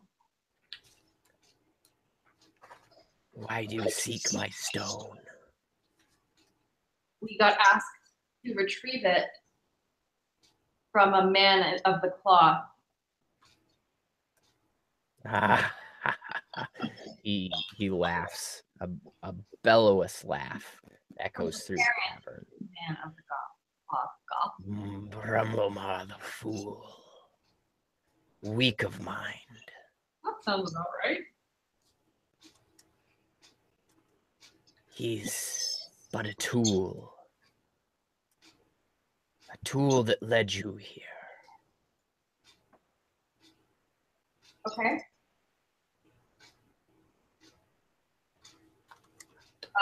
Is he like a bad guy or? He's a fool, a weak man. Well, yeah, I mean, I figured. We're not here to hurt you. We didn't even know you were down here. Yes, what questions do you have for me? So, like, dragons are real. That's cool. That's all I got. I don't have any questions. Anyone else want to take a swing at it?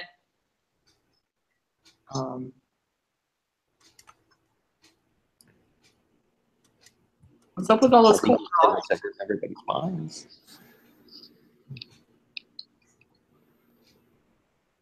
What was that, Riley? Sorry.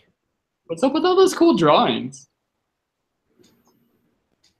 Those drawings came from my mother's followers from hundreds of years ago. My mother, Chainth.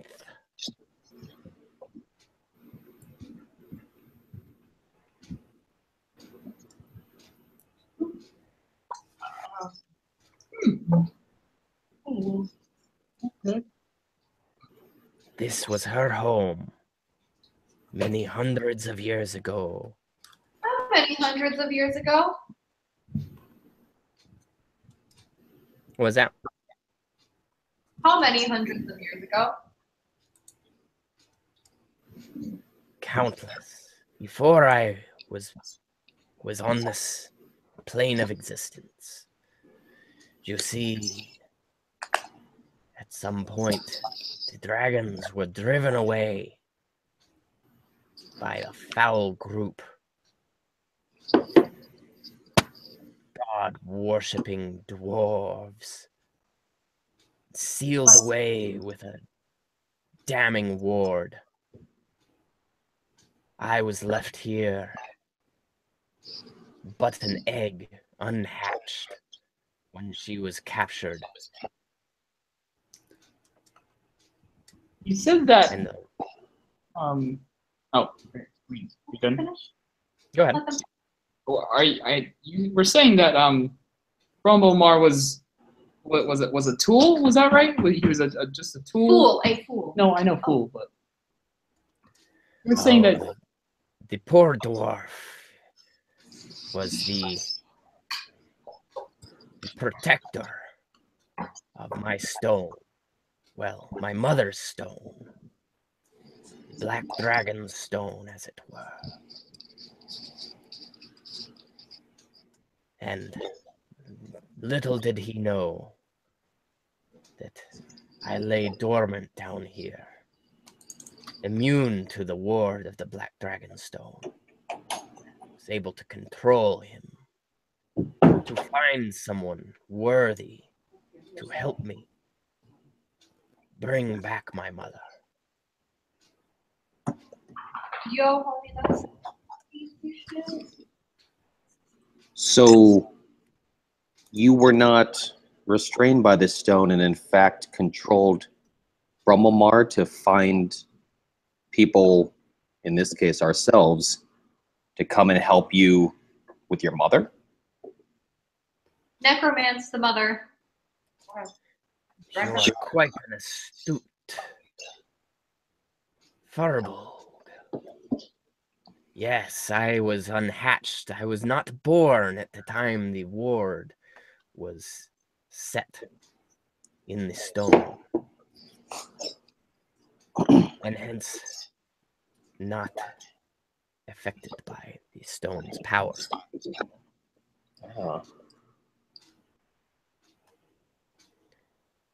Sounds like that might explain why Rumblemar was so apt to send us on this mission, guys, without seeming to have much reason.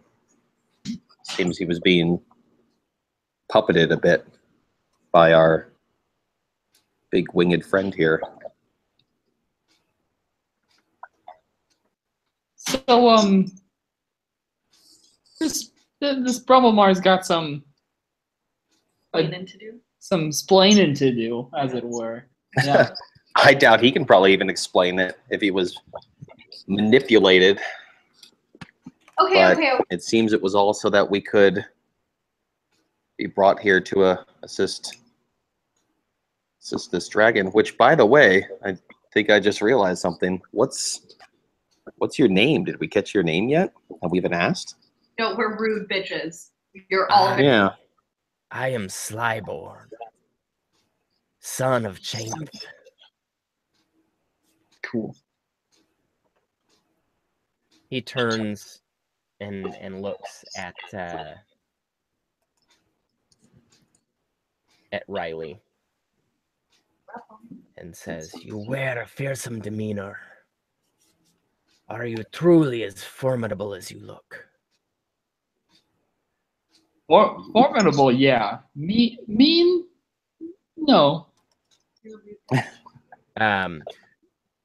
You can choose to roll either bluff, intimidate, so deception, intimidate, or strength to bolster your argument here. I'm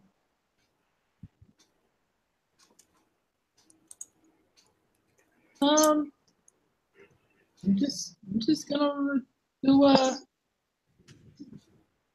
actually, let me see.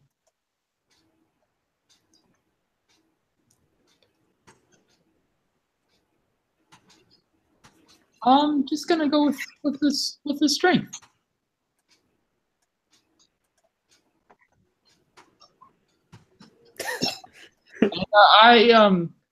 Because that didn't work. I'm gonna use one of my cues. The Ghostwood Desert one, the place. And the reason being that growing up in the desert, you kind of had to be more resilient than the average, city person or even typical forest dweller, because much like Arizona, it is hot all the time. So with the constant sun beating down, there's a sort of endurance that's built up because of that. With the constant sun and the heat even radiating back off of the ground. So it's not just from the sky, it's from the ground and really just in the air. It just hangs, and it's a thick heat. And it's something that doesn't come easily. Very well.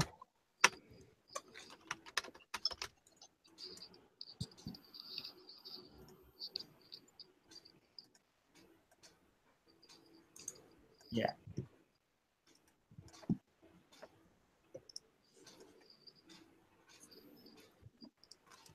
want to roll again? Yes. Better. Atta girl. Yes. I sense the strength of the Ghostwood in your soul. I am pretty spoopy.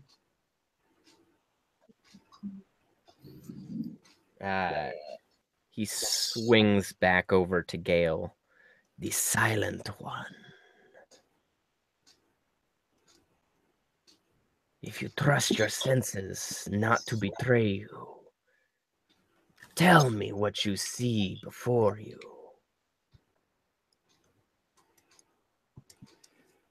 I'm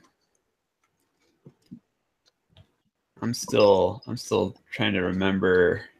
I know I'm pretty new to Duncaster, but it seems like the dragons used to be tyrants, right? I'm just thinking this to myself.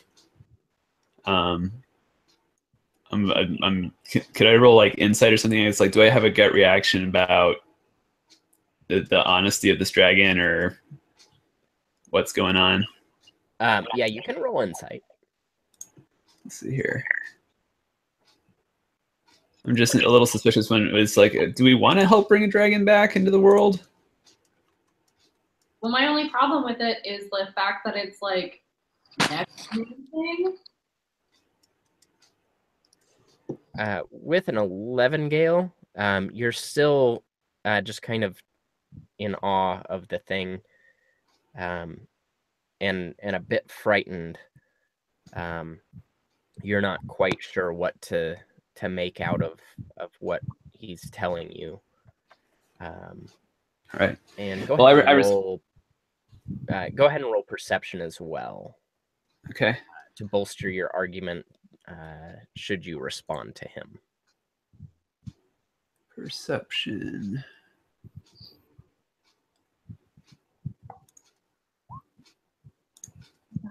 Oh God.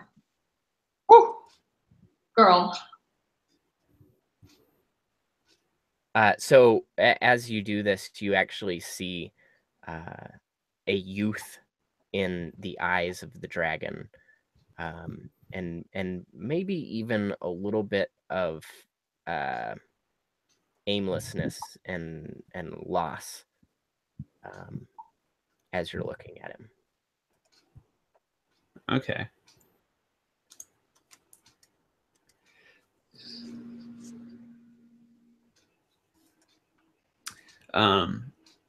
So I respond. I see a great creature, unlike anything I've ever seen or hunted, or have even heard much of from the lands that I hail from. And just as I'm struggling to find words to speak with you, I'm wondering if you struggle with a direction yourself. Why do you seek to bring back your mother? I languished here for years and years, decades, and who knows how long, until the goblins found me finally. I decided it was a fitting place to study and pray. And alone, being the only of my kind left, you can imagine the amount of loneliness one feels. I just wish for companionship once again. And what better companionship than that of my mother? I'll be your pal. Can I roll animal handling?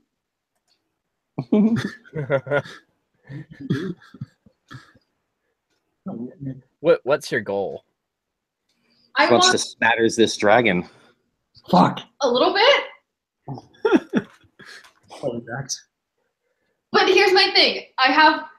There's a long-term plan for this, and I hope it works. But like, would that be like, I want to calm him down. I want to let him know that we're like here for him, like whatever he needs. Like, we can talk this out. We're not untrustworthy people.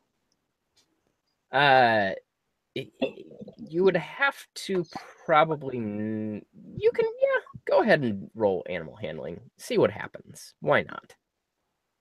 Oh, I love this.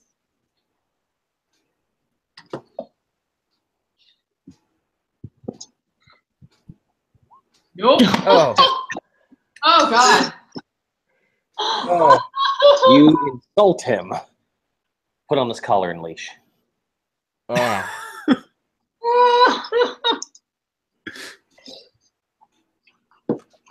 I'm gonna let you dig your own grave here. What do you do that is like totally out of bounds? Like you shouldn't have done this. What is it that you do? So you say you're lonely, right? Well, I know this really awesome horse up top, and and he's a real great guy. And I think that you would get along real swimmingly with him. Like wink nudge. Yeah, like wink nudge. Like I think that he. I mean, I don't know about you, but you wouldn't be lonely anymore. He gnashes his jaws inches from your face. That's fair. Yep. And breathes a hot, moist breath right into your mouth. says you take me for an animal.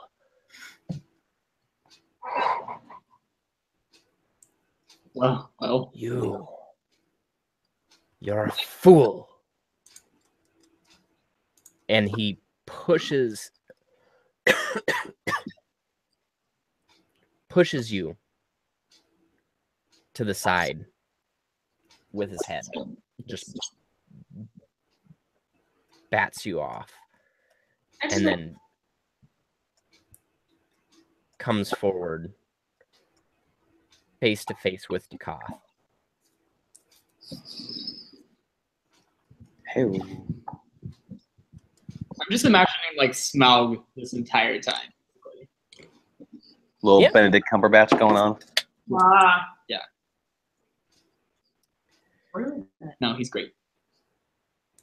Your feline friend is kitschy.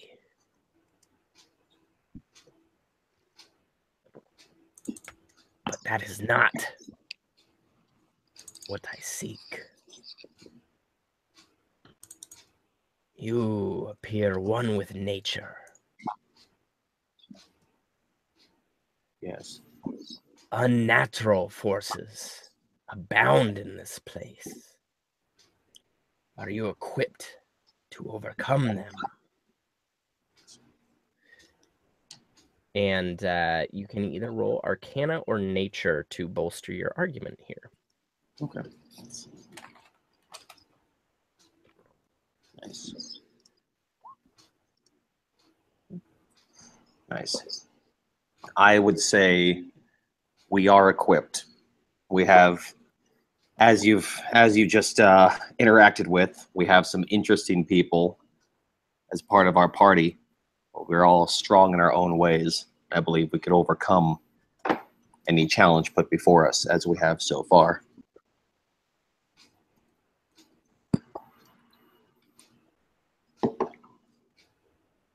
He lets out a breath.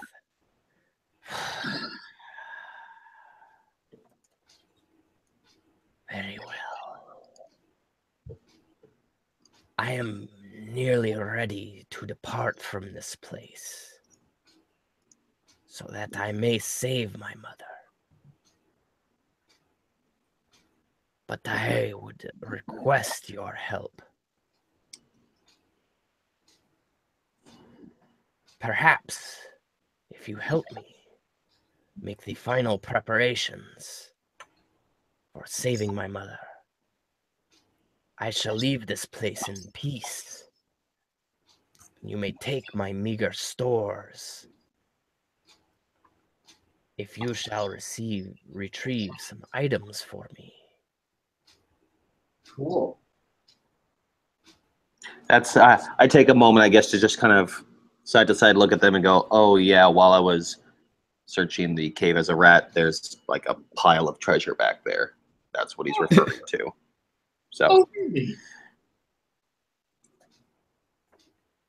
what items do you need retrieved, Slyborn? I have already acquired the stone that traps my mother's soul. I still require a staff known as the Staff of Eglain and the holy symbol of Tiamat. Ooh. To complete the ritual and bring back my mother from the eons she has rested.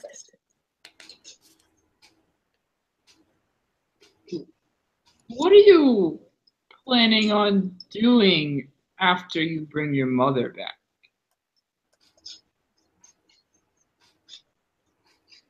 We plan to make home in the Netherlands that the humans live not in. Okay. Wow. I believe him. Hmm? I don't think he wants anything to do with humans anymore.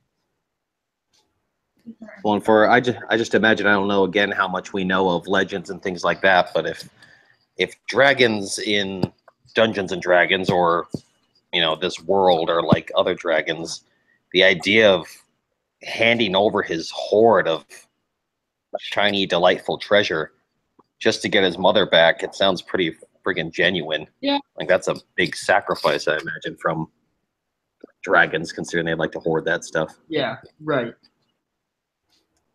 I know nothing of dragons. I don't. What is a dragon? I don't know. I thought it was an animal, so don't listen to me at all.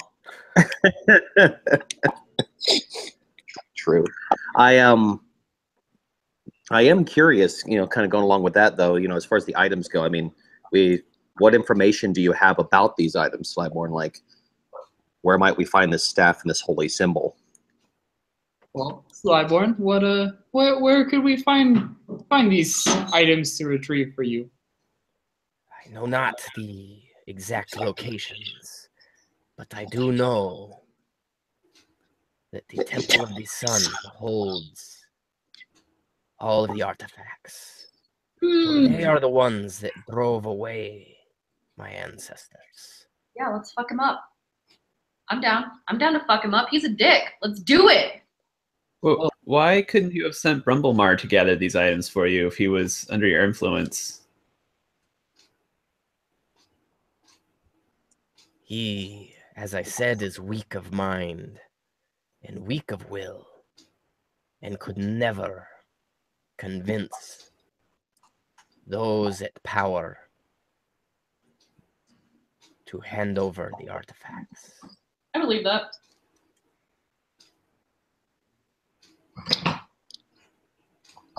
Yeah, that sounds reasonable. He does seem kind of like a piece of shit, like we all thought from the get-go. Yeah, I wouldn't. He was a puppet Mind before I fucked or took not. care of. He was a puppet before I took control of him. Have you dropped your control of him at this point? So he may go back to his previous puppet ways? Basically, is he still going to expect we Depends bring the on black our stone to him? conversation. Okay. If you You can agree to help, I have no more need for him. Will he have any recollection of sending us on this mission or wanting the stone still? I imagine that could be a loose end if we get back and accept your plea and he expects us to still bring him a stone or recalls us sending him on that mission. He will have recollection. Fuck. wait. But- So are these items in the temple in Duncaster? Oh, right, because there's that other one. No. Okay. Then never mind. I know that the other artifacts are hundreds of miles from here. I very, very faintly feel their presence. Okay.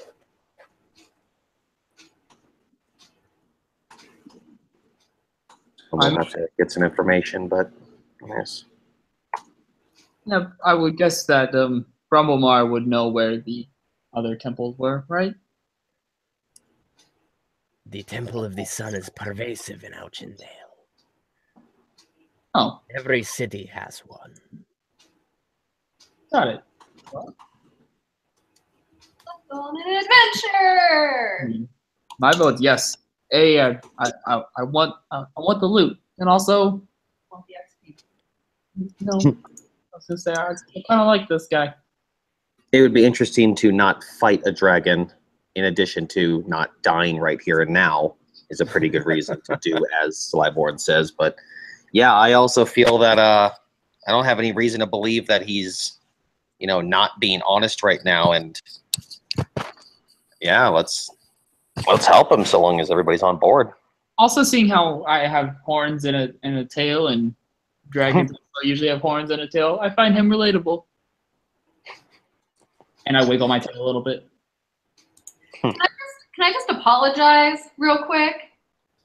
I want you to roll for an apology in case you go like, hey, No. I gotta shut up. Damn it. I dig through my little bag and I pull out a feather. I pull out a feather because this is very important to me. And I kneel down and reach my paw, like stick my paw out, like I apologize. I realize what I did was wrong, and I shouldn't have done that, and you don't have to take this or forgive me, but I do apologize. Cyborn swings his head, nearly bumping into both Dekoth and Riley, bringing his snout down to the ground and sniffing the feather. What is this you present me, feline? This feather is important to me, and I wanted to give it to you, let you know that I apologize and that I am all in for this, to help you out. He blinks, a long blink, and exhales, sending the feather kind of wafting into the air right in front of you, Sunshine. That's fair. I deserve that. And he opens his eyes and says, I thank you for your generosity. We all make mistakes when we are scared. And I see the fear in your eyes. Just know, if we are friends, you have nothing to fear. I appreciate that. And he slowly starts to lumber back towards the water. Any last minute questions to ask, guys? Can we get like half now and half later? Seriously? I will, just in case, because I don't want to piss him off again, I'm going to kind of step forward a little bit after that and go, my friend here does not understand how big your pile is, but I would ask that we can take a little, as we will need to travel, potentially get some gear, and we have other compatriots that, you know, would benefit from that to help us get these artifacts for you. And I just turn back again to Riley. I'm like, it's a really big pile. Cool. Awesome. He looks, and almost a smile creeps over his face. He says, my treasure is yours now. Whatever you can take. Oh, well, there you go. Thanks, man. And I turn to Thanks, like Slyborn. Thank you, Slyborn. I like turn to face my back at him and I like wiggle my tail like I want to tail bump him, like a fist bump tails. What's up, Dragon Bro? I do not He know what just you kind of doing. stares at you. He does not. He's clearly not the D&D equivalent of a millennial.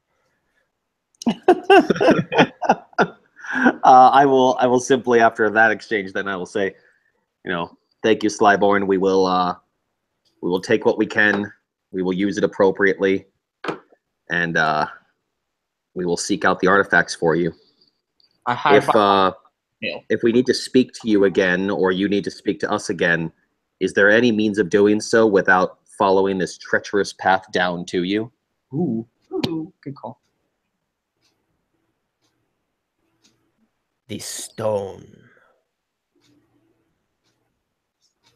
is a scrying stone. If I leave this in your possession, you can speak with me anytime. Excellent. Nice. But how can I trust that you are true to your word for me to give over this stone to you? Well, like, first of all, fuck this Grumblemar guy. Yeah, no, he's a huge Also, So- I gave you the feather that my dead sister gave to me. I'll say in response to that, I am sure each of my compatriots could give their own reasons. You know, I can tell you this. I don't know if you can confirm this, yourself, but I am literally incapable of lying to you. If I tell you this stone will be safe with us and we will use it for the proper intention of contacting you and seeking out these artifacts, I can give you no more than my word. Go ahead and roll, I don't know, persuasion there. Which is great because it uses my 0 charisma, hence my can't lie. Right. Yeah, see? There it is. Can we like assist him? So Even talk. either a Q or if someone has inspiration, they can toss a reroll in his direction. Let's see. I don't think I have. Now I'll go ahead and I'll just I'll make use of one of my places that I've had since like game 1. It's just the location has no name. It's a set of overgrown ruins in the Verlothen forest, and the way I'll use this cue is just kind of in mind with the idea that I pictured for this place is that it was kind of an overgrown library and whatnot, so a place of knowledge, which in a world where bound books are, amazing to come by, it was outstanding in my youth to be able to find this and, kind of almost like learn to read at a young age thanks to this, and it helped me to understand that, tone, inflection, the things you say and how you say it, how you say it can almost mean more than what you say. So hoping that this will help me say the truth nonetheless, but in a more persuasive way. So let's see here. All right. And now let's see if I can roll a 2. That's better. Thank goodness. Oh, thank goodness. 0 charisma. Your words are as true as the bark of the Verlothen forest. You appear to be true and a good man. You honor me. You will be the one to hold the stone.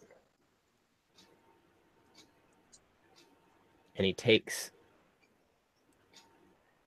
a claw and grabs right below the nape of his neck and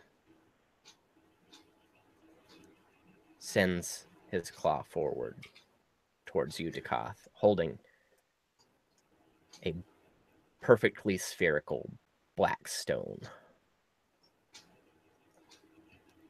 Oh, wow. That's pretty cool. Understand. This is my mother. Guard it with your life. I will. You got it. We will.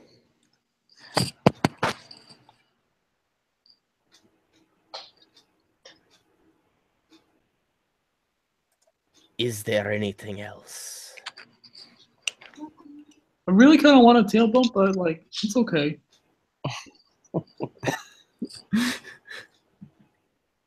What is a tail bump? Just like turn around with your back and like we just like bump our tails, like the tip of our tails together. It's like a handshake, but like between friends. Less formal. He's doing it. He spins around, and his tail, I back up. good call, flies, as it were, towards your tail, Riley. Yeah, but just like softly, like oh, well, reel it in. You're about to get spun. Off the brake, just like real gentle, like. And the tail just smacks into you with a resounding thud that echoes through the cavern and deals you 10 points of bludgeoning damage. Just wait. Oh man, that's has to have knocked the wind out of you there. We'll work on that as I'm like wheezing.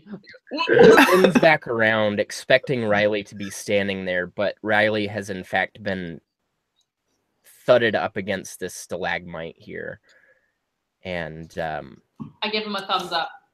Good job. I'm just He putting the says- spear in my satchel and just going, "Well done, Riley."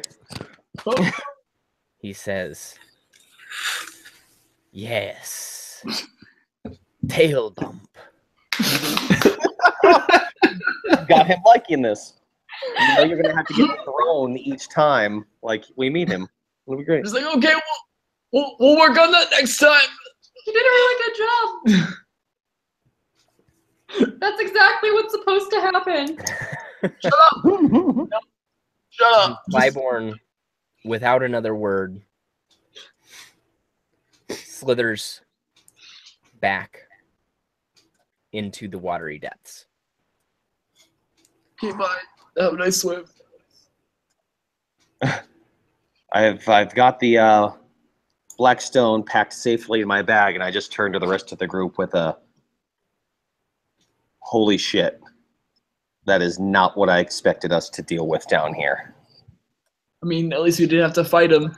You handled that way better than the rest of us. Sometimes it pays that I can't fabricate things. The truth comes out, and thankfully, a dragon would have seen through a lie anyway. Fair enough. Yep. All right. How many hit points? Sure. You're at 15. Well, want to see the treasure pile I told you guys about? Hell yeah! That's right this way. Come on in here and take a look. Like I said, it's okay sized. It's not. It's kind of small. Wait, I can't lie. It's fucking huge. Don't start fucking downplaying it now, man. Yeah, I can't lie anyway. So I'm full of it with that one. I'm like, see, I told you, it's pretty big. I backflip into the God, pile. Where? Oh, can you not see the? No, she just had to get in there. Oh, okay. Oh God. Jesus fucking Christ. Holy shit. You can zoom out a little bit. Too bad we don't have smatters here. If only. All right. Other than like just straight up treasure, is there anything that we would notice or see here, Mike? Like magical weapons, armors, things like that? Yes, allow me Yes. a moment. Certainly, sir. Yes. I see Ryan steepling his fingers. It's going to be like, oh, there's a halbert that literally is covered in gems, and they spell Riley, and they have like all the elements available in the world to them. You'll hit people with lightning, fire, poison, holy, dark damage. Part of doom! Damn it! You stole it out of my mouth.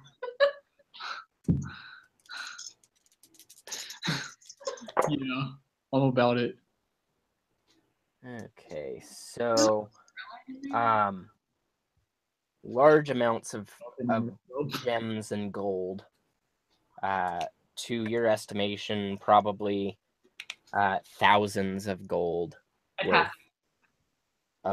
of gems and gold. I wake back up.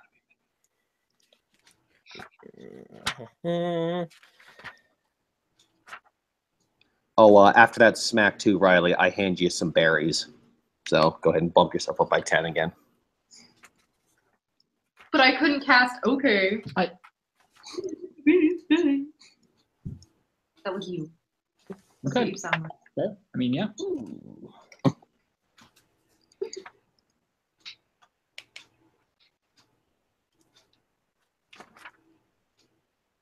Right. 84. You find, in fact, Sunshine. Me. That's me. Hello. Your mind is still on the feather that you almost gave away, but got Did I back. not? I thought I did. He puffed it back to you. It floated in front of you, and you were able to grab it back. He appreciated the token, but did not see a need for such a feather. Okay. Your mind is still on this as you're grasping a feather, but as you're looking over the treasure hoard, you actually see another feather just sticking ever so slightly out of the pile of treasure. Okay. So obviously I'm gonna walk towards it.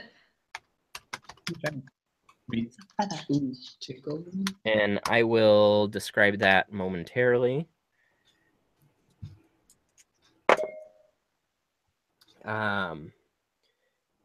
There are several ornate bottles of red liquid. I got one. There are 4, to be exact. One for each of us. Oh, Do any of them look like that Fey wine I had that one time?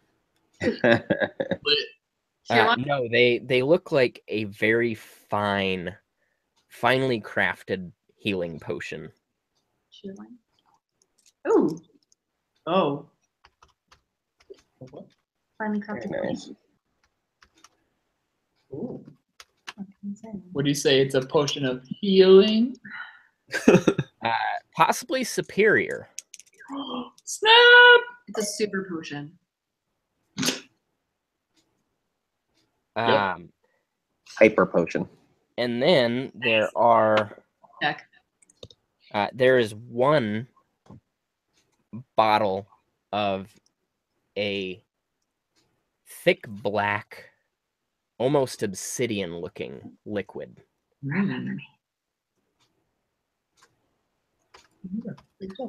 Because I'm super into this feather that I'm walking towards. I grabbed that. I don't care what it is. Check on it. You're the cleric.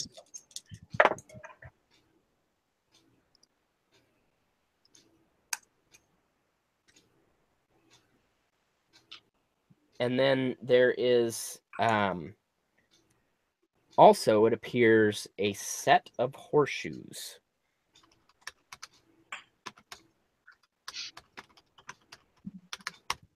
Horseshoes? Of horseshoes. Come on, baby. Smatters needs a new pair of shoes. There is also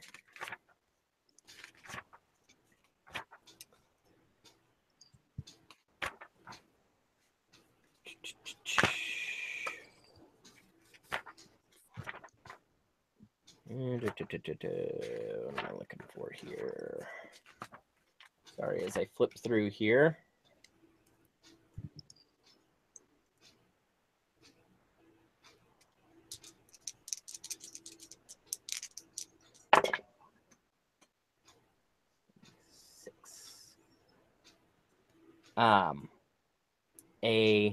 Another bottle of an effervescent looking, almost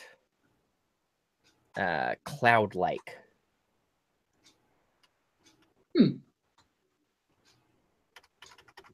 liquid, if you could call it liquid. It's almost like bottled fog.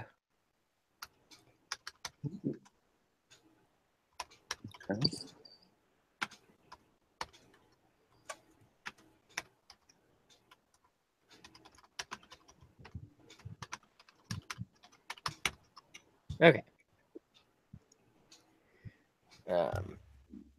And let's take 5 at this point, and we can continue. Cool.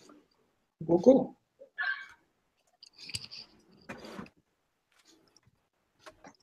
I'm gonna take one of those potions. I want to take the black one. So it seems.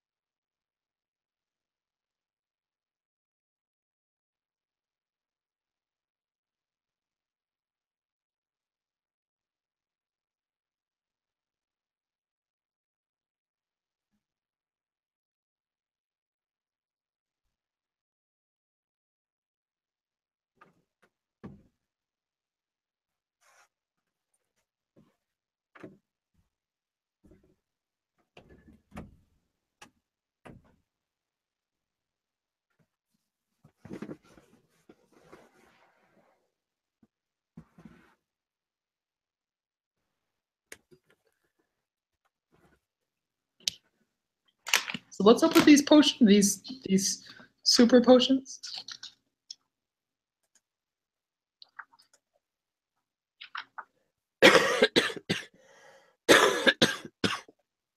Are they just super duper? They are potions of a higher quality than you've probably ever seen in your life. They look old though. Like they've probably been here for a very long time. Do they have like an expiration date? There's no printed expiration date, no. Oh.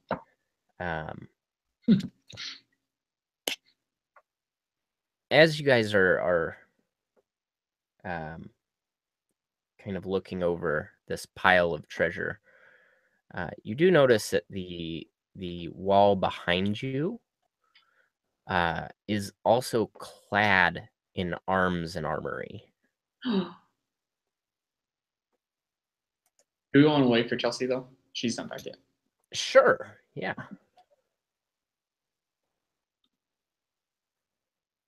When she comes into the door, I'll yell at her.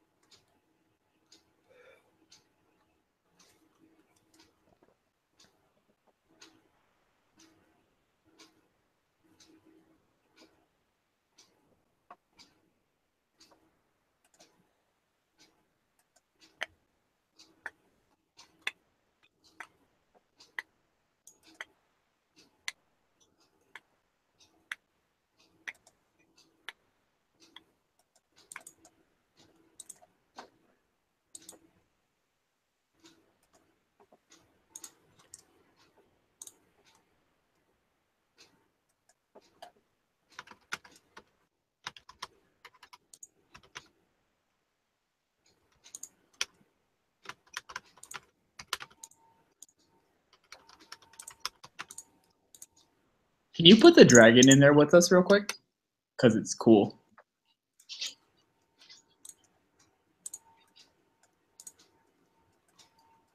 The dragon.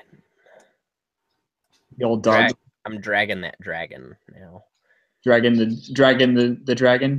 That dog. Dragging it.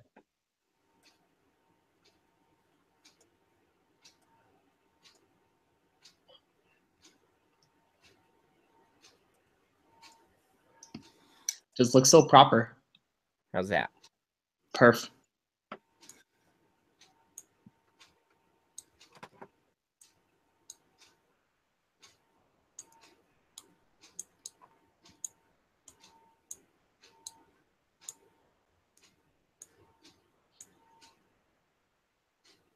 And table selfie. Woo!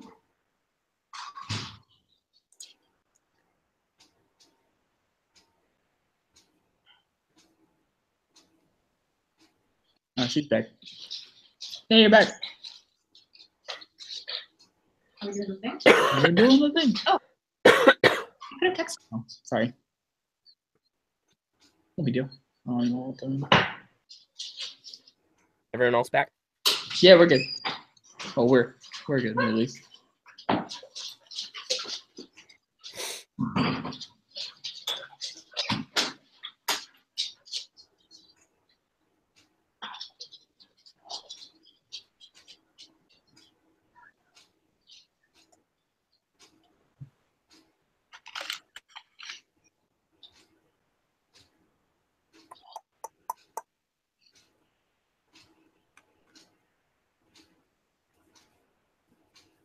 Michelle really wanted that kind of freaking out. Did you beat them up?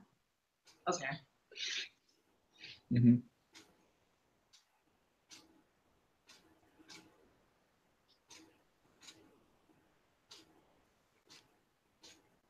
All right, is everyone back? Yep. Yup. Yep.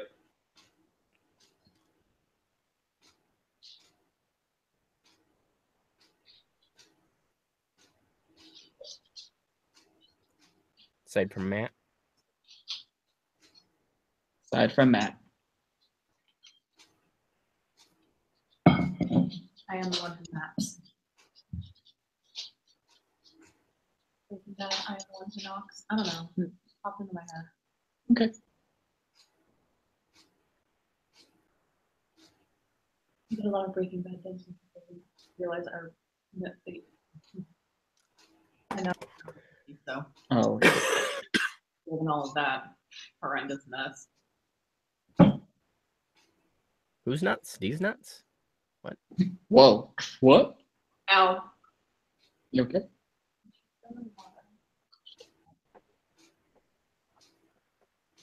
Oh, I bet Matt was sitting there like, I'm here, I'm here, I'm here. But we couldn't hear him. And he's actually just like, nope. Not really.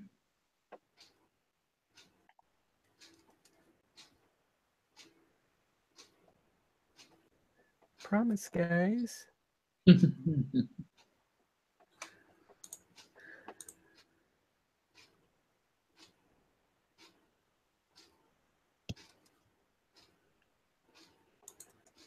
my sinuses are so out of whack. That's the worst. Nettie Killing Pop. me. The one time I did a neti pot, I thought I was going to die. It was the most miserable thing I've ever done. That's how you know it's working. Can you hear me now? Oh, yes. Yes. Oh, stupid. Oh, okay. Yeah, good to go. All right. You stand not looking at the dragon. We just did that because Ryan wanted that to happen. But Yeah, no. I asked him to do that just for funsies. It's cool. As you're standing, digging through the pile of glorious treasure, behind you on the wall, the southern wall of the treasure room, is a wall filled with arms and armory, with just about any weapon or armor that you could possibly imagine. Anything magical? There do appear to be some magical pieces, and maybe not so much magical, but they do look finely crafted and very well kept. So you can each find pretty much a weapon of choice that looks probably a little better than your current weapon. Are we coming back to the feather thing? We will come back to the feather thing. Okay.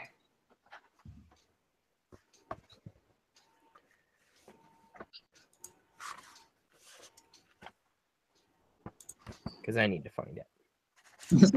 Fair.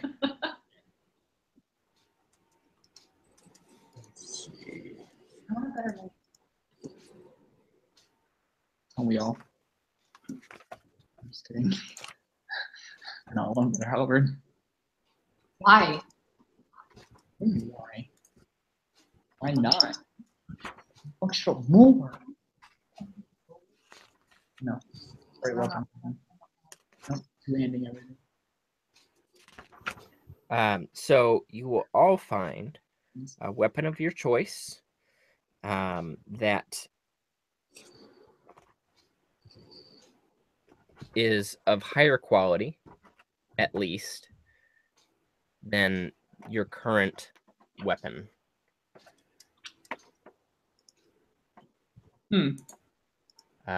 Which would basically be a +1.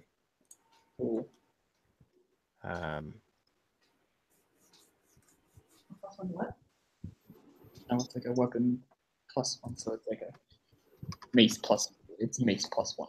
Okay. Or like a halberd +1. So, for example, a halberd +1 gives you +1 Quarterstaff to +1. attack and damage rolls made with that weapon. Cool.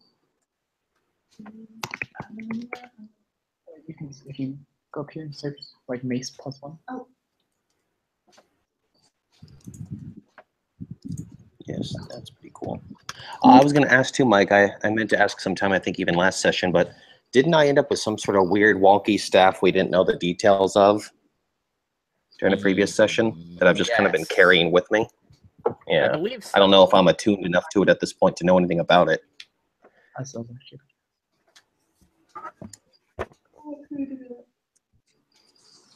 Yes, sir. Cool. You have been hanging out with this staff for long enough.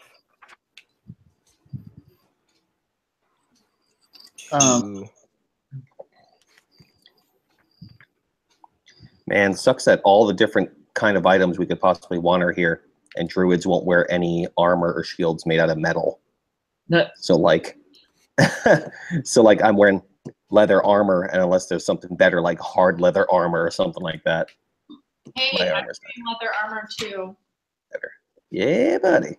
I don't even wear We armor. should be able to get something better now. Oh, there you go.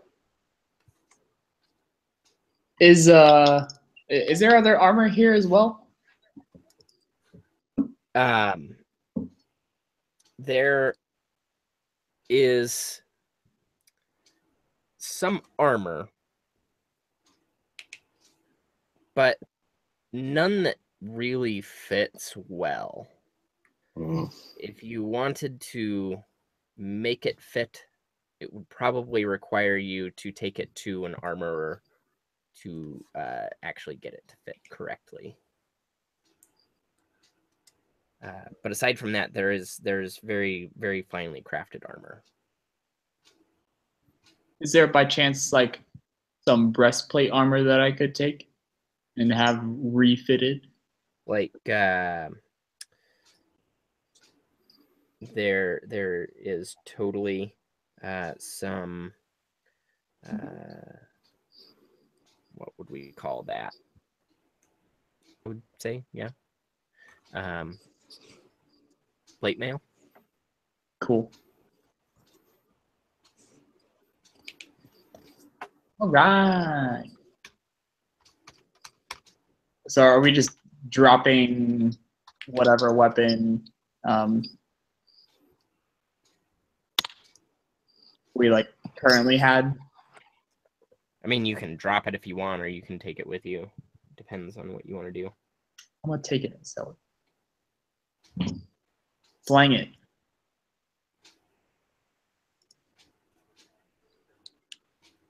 Oh.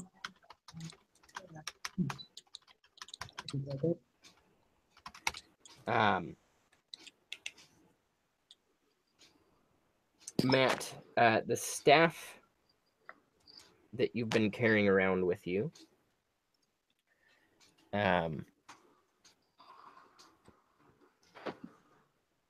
appears to, if I remember correctly, it was like a gnarled bone staff, correct? Yeah, it was some sort of something like that. Yeah. It is of higher quality than a typical staff. And after kind of messing around with it a little bit, you do notice that it is a +2 to attack.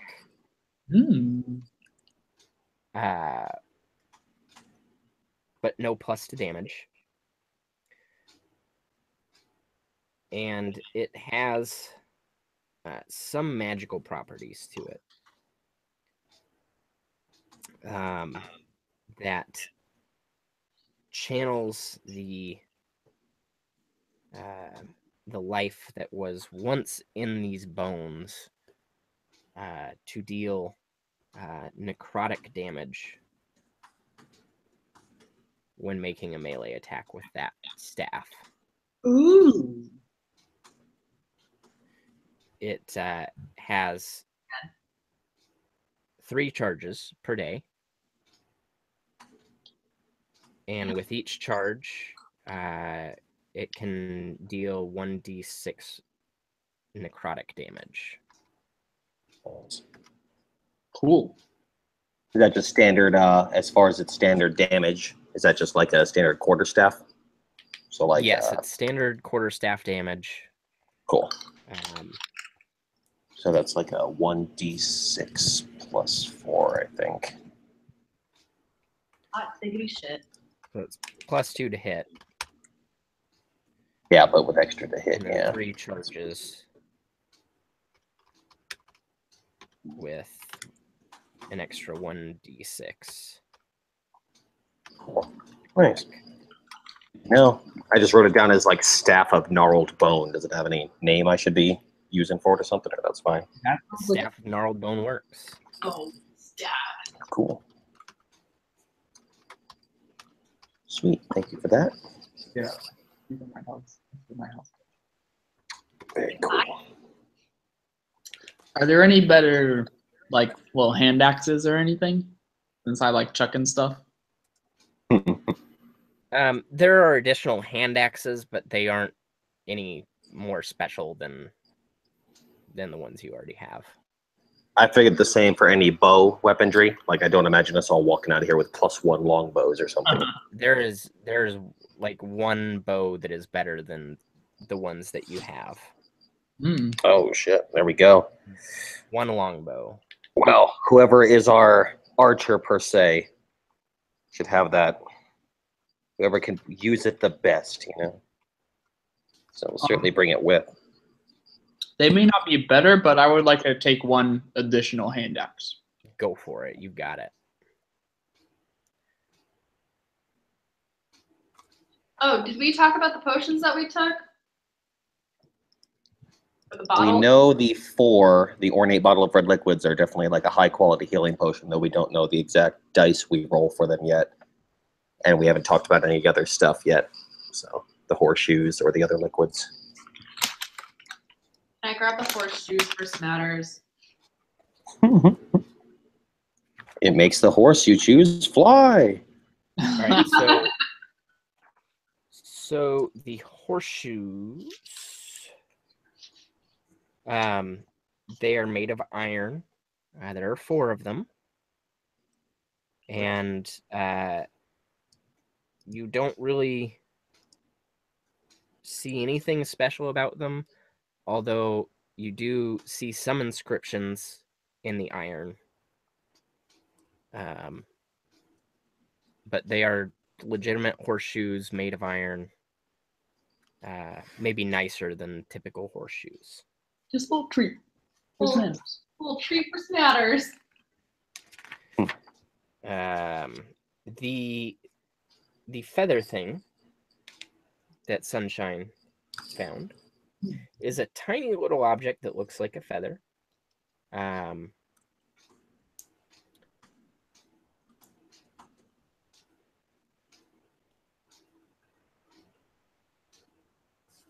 And that's about all you can gather from it at the moment. Should I roll for something? Roll a D100. Ooh.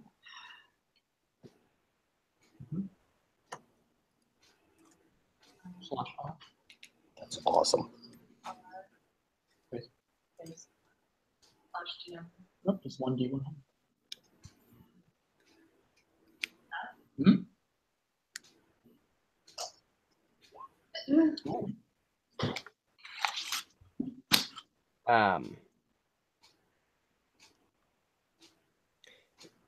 You are concentrating on this feather token,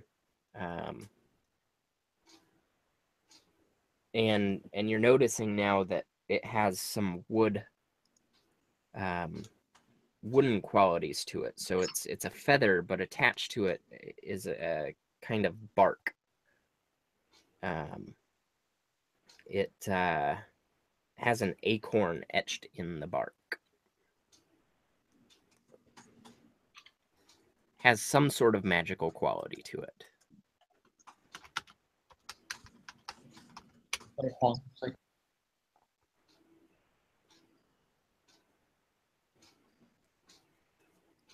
But at this time and where you are, you can't quite grasp what it does.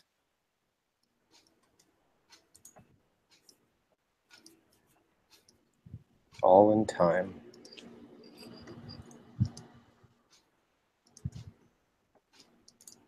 So I got Riley got her halberd.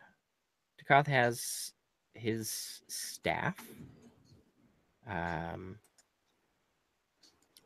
Gale,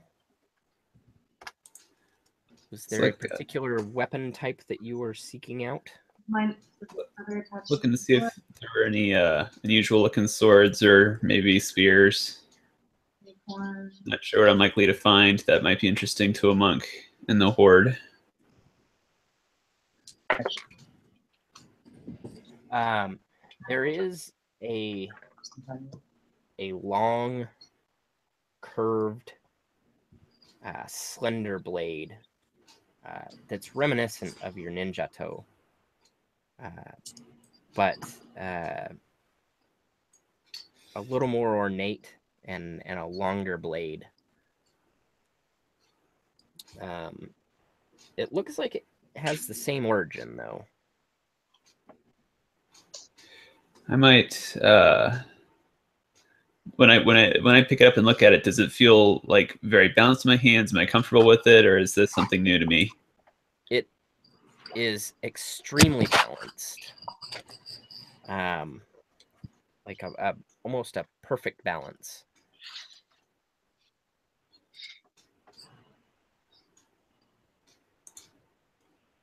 And So I don't know that I've ever worked.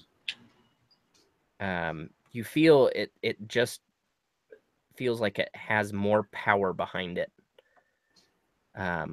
while still being just as easily wieldable as your current sword. It's like the most amazing fidget spinner ever.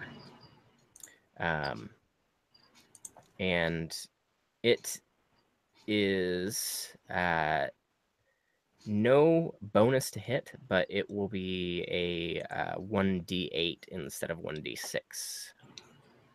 Okay. I'll take that along then.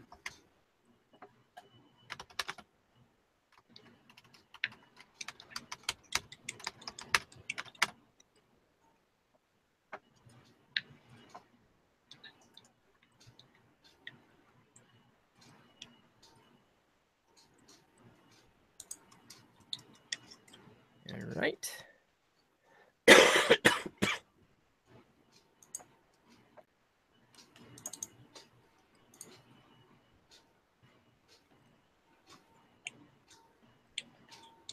And did Ryan and Chelsea step away? Seems like that might be the case. Okay.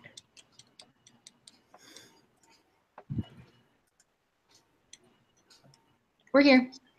Oh, Oh, there hey. you go.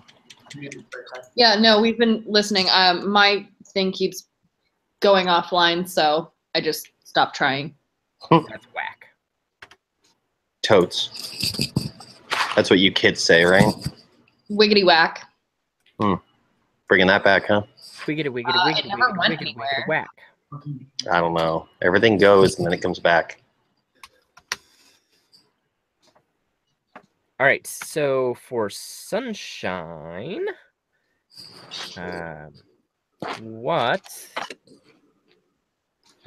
what are you seeking out in the armory? Oh, I just want a better mace. You want a better mace. Yeah. All right.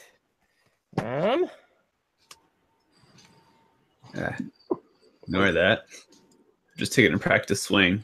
Seems pretty Yeah. Well, I mean, I don't ever use my mace, so let's give me a second.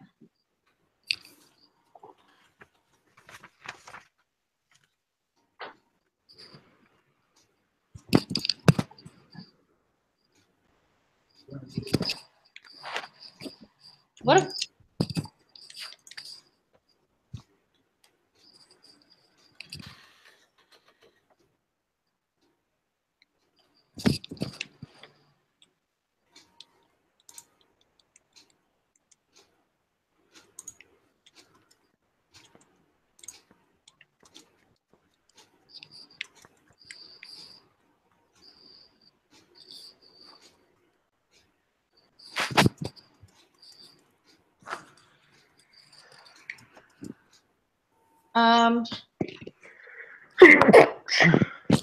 Oh yeah, like one hand and stuff.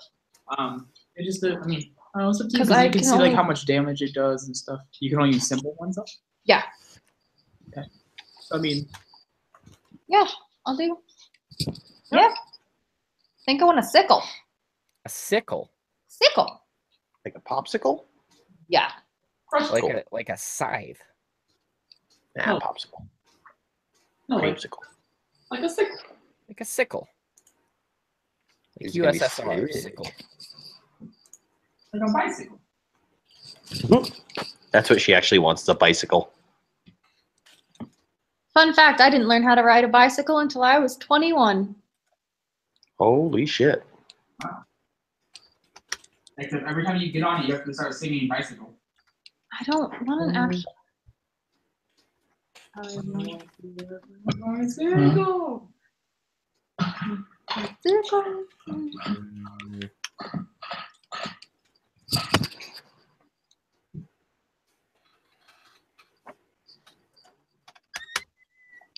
Well, you find one. Neat. It looks pretty nice.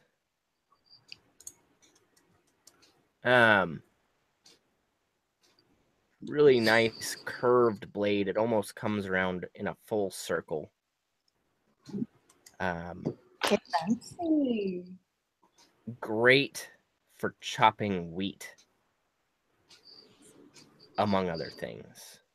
And head.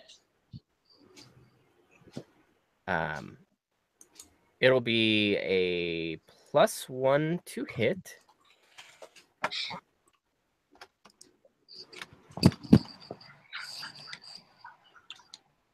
Okay. And there's something interesting about it that Okay. you cannot tell. Inscriptions. Something about farmers, but you can't really tell. Is there something about horses in there too? Yeah, there is. Why wouldn't there be? I don't know. I just sensed it.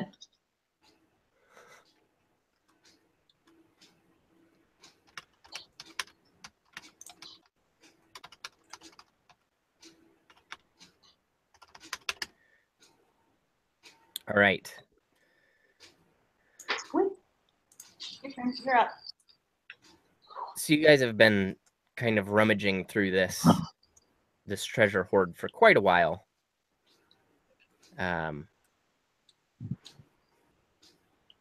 And it comes to you that you've probably got about as much as you can hold. How much gold did we take? Are we taking? Are we able to take? I mean, you can take several hundred gold worth. Up, I would say up to. Let's see. There's 4 of you. I would say up to 1,000 gold. Hi.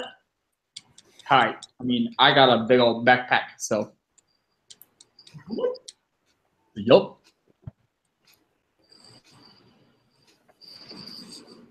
I don't want that.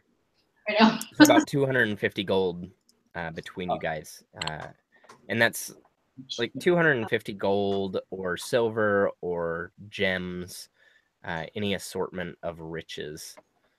Cool. How do I math? Sounds good. That ought to be able to finance the mission pretty nicely. I would say so. Yeah. That's not how you math.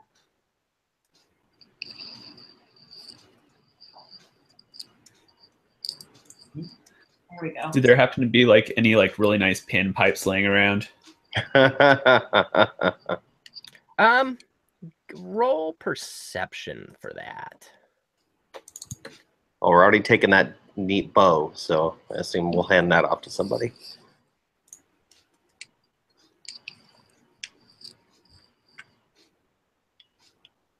Gale, you get this little tickle in your mind that the panpipes, yeah, that's something I want to get.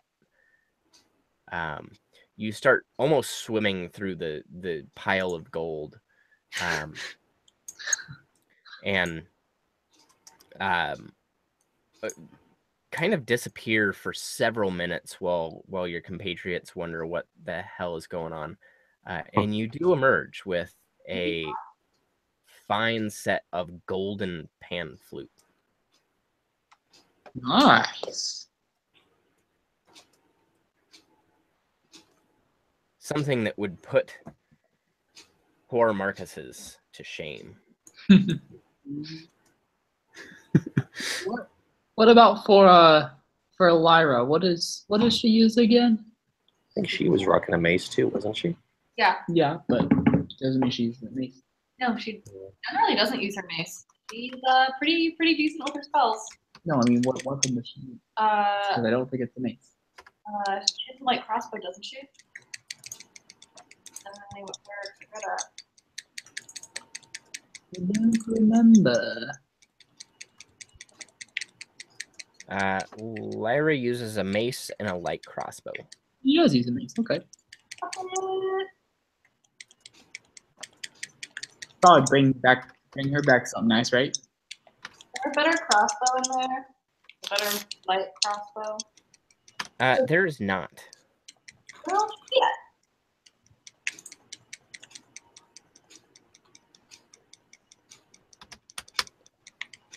Who is her goddess then? What's that? Who's her goddess? Her goddess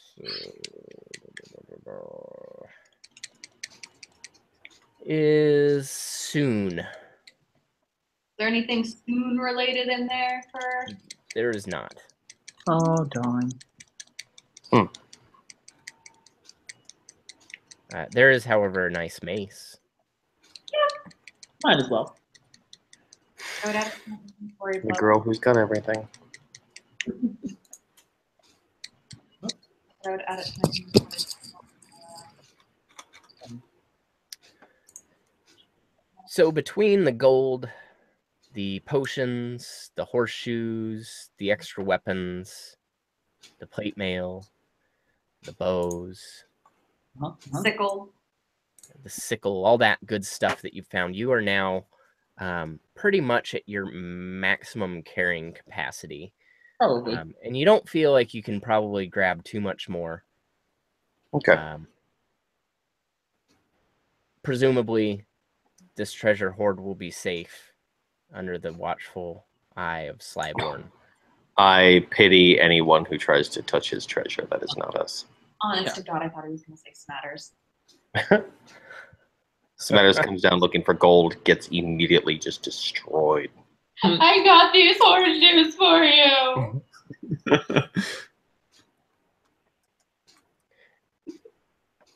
And now your decision lies on how you intend to exit the Black Keep. Whatever happened to that little goblin who was going to help us with his escape path?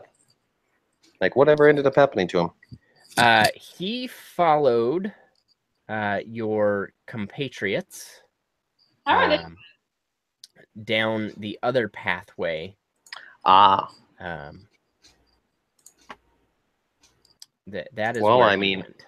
I guess technically we should, I know it's a little different since they're not actually here, but I imagine we want to probably meet up with them, Oh yeah. tell them what's going on, and then escape together. Yep.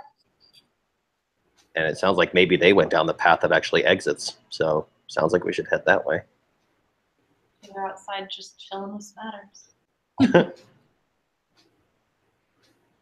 All right, so you all head back down the long, winding, dank tunnel.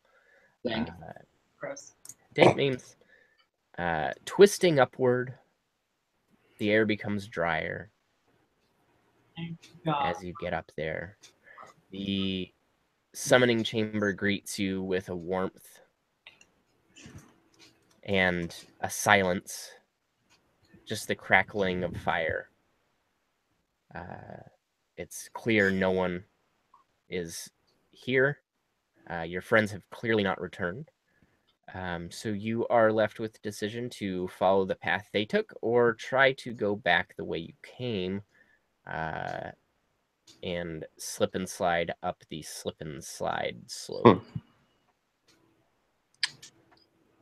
Yeah, I vote for go down their path, but what do you guys think? Yep. It's going to be hard to go up the slip and slide carrying all this stuff that we're carrying now. Very true. We're even heavier. Oh, And our understanding was that the goblin knew the way out and he went with the other group. So, yep. Just stick your claws in there. We'll get up there eventually. All right. Plus, if we find our friends, they can help us carry this stuff. 80. I agree. Okay. Following the path in which your friends took, you notice a well-lit, well-kept tunnel that leads very steadily at a slow slope upward. It's a straight tunnel, and it goes on for literal miles. You damn. are hiking in this underground tunnel with tons and tons of loot at this point for miles.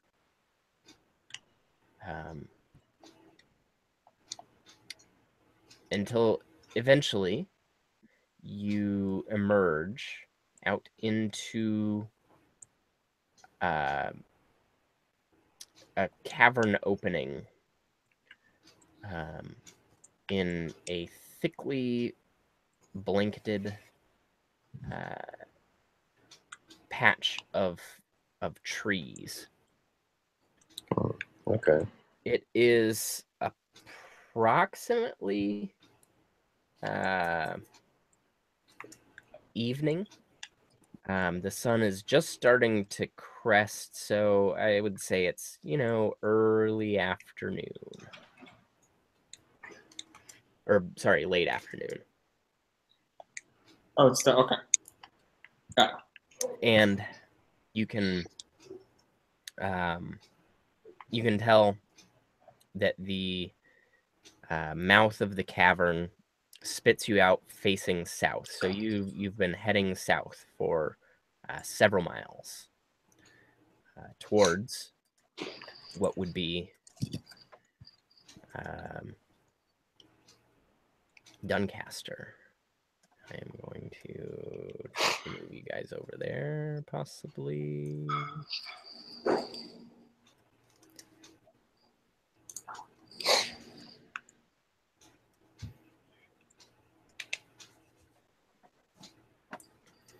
All right. So, your spit somewhere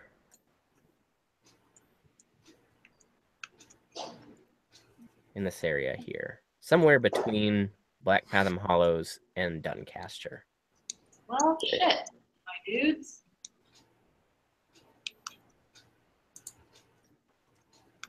That's pretty cool. Shit.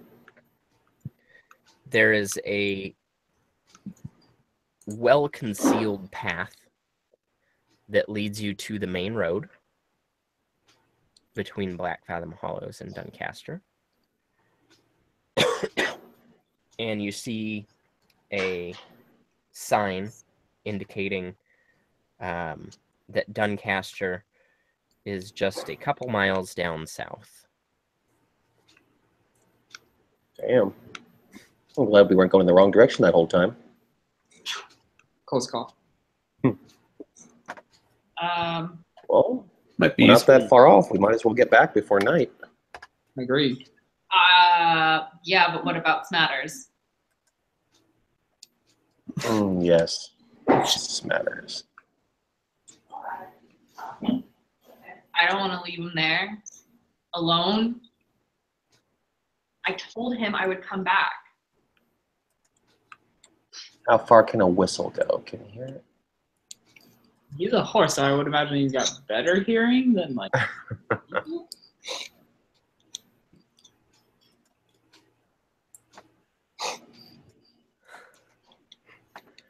I'm going back.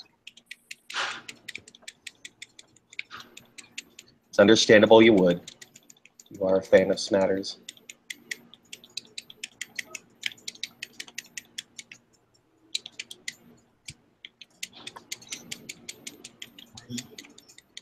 Okay, so Sunshine's headed back. What are the rest of you doing?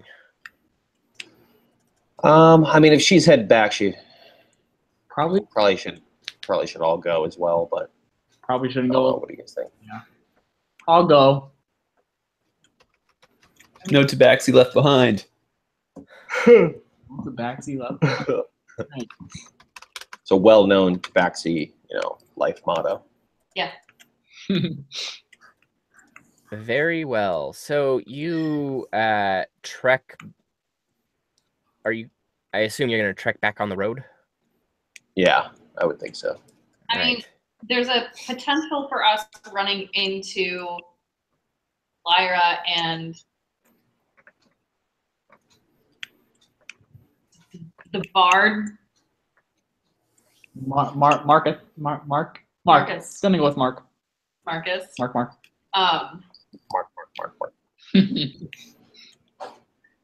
I mean, they could have done the same thing, but we don't know, so we might as well take the road that we all know. You know? Well, true. We might cross paths with them, but I imagine they didn't head back to the cave. They probably didn't think anything of Smatters. So they might We be could back in always town split by it. now, even. Yeah, exactly. Like if we want to, somebody could head back to town. Because like if we're going to be backtracking to get the horse, I mean, us tabaxi are probably quite a bit faster than everyone else. We could double back for the horse while everyone else starts heading into town. Oh, there we go. That's not a bad idea. Okay. I mean, if you guys can, potentially take some loot, and it'll be a little lighter for us, so we can faster.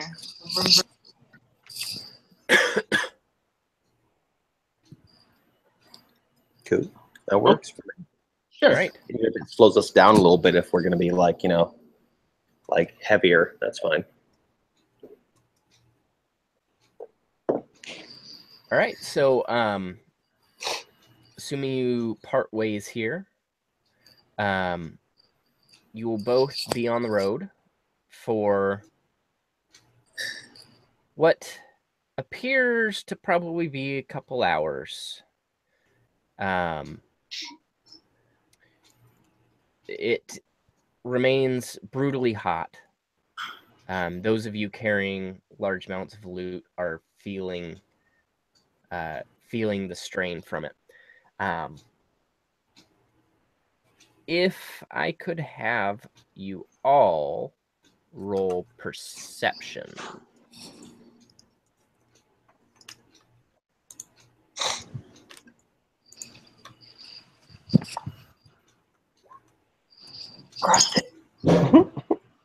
Dude, Ryan, your rolls tonight, man. So bad.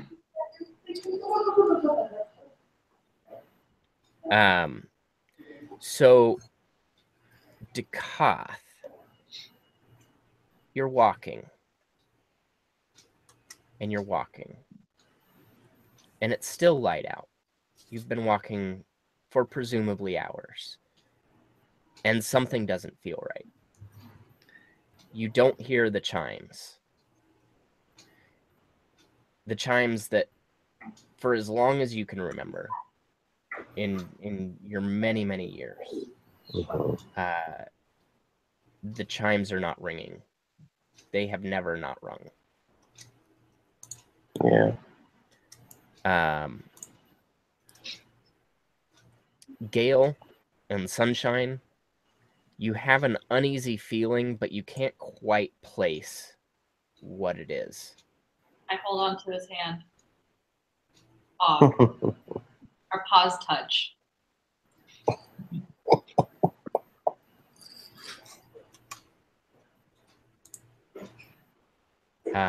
So you presumably continue on. I'll say to Riley, though, at least just I love you.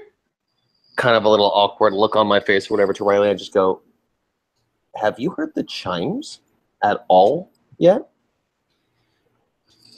Nope, I just noticed it's really hot. It is hot.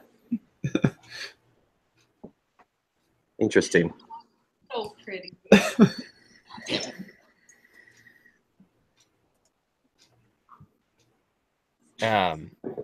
So yeah, Dekoth, you know that the monastic order of Istus, they haven't missed a single chime in hundreds of years. So for you to notice a chime missing is gravely worrying. Yeah. There's something wrong back in town, Riley. In all the time I've been in all the time I've been there, the last what at this point, 20 years potentially, I've never heard the chimes not ring. We should probably get going then. Probably pick up this pace here. I think so. I mean, the town. I mean, is it just the town? We've been walking for literal hours, and the sun is still up. We got out of here, and it was about to become night. Like, does no one else think that's weird? Now that you mention it, that does seem odd. Something's not right with any of this. And the fur on the back of my neck is sticking up. My tail's a little poofed out more than normal. You need to get that goddamn horse and catch up. So the Tabaxi are able to make good time to Black Fathom Hollows. They're able to get to Black Fathom Hollows in a couple hours' time. meet up with Smatters. And both of you roll intelligence, both tabaxis. Oh, no. Wait. Oh, it's- And both of you have this brilliant idea that the horseshoes that you had found in the trove may be useful. Sunshine, please tell me that you have the horseshoes. Oh yeah, no, I totally, absolutely kept those on me. Like I wouldn't present Smatters with his shoes immediately. Smatters. And I'm not even going to make you roll for it. Smatters obviously has a thing with Sunshine. And whether Sunshine knew she knew how to shoe a horse or not, well, she did. Yeah. And it wasn't really even an art. She just held the shoe up to the current horseshoe and it melded in. It just Oh. God damn. in a magical sense.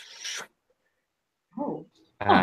One at a time, each shoe to Smatter's little hoof. And you notice as the shoes meld to the current horseshoes, Smatters becomes much more light on his feet, much more nimble, and as he prances around, he's just quicker and much more agile.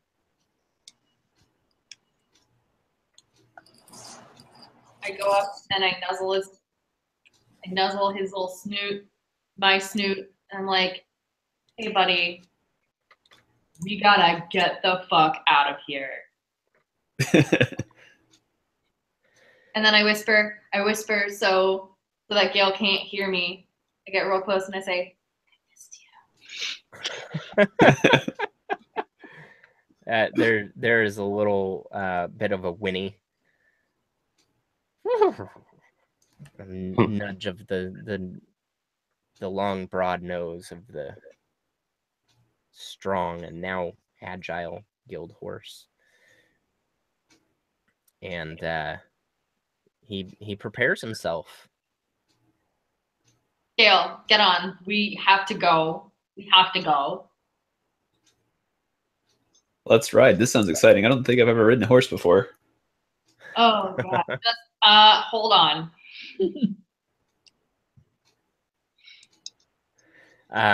So you mount Smatters, who is ever so gentle as you swing your kitty cat legs over his broad back, and he sets off in an alarming pace. If you had ridden a horse before, you have to think he's going twice as fast as any horse has ever ridden that you know of. If you've never ridden a horse, you are pretty sure you are moving faster than anything on the earth has ever moved.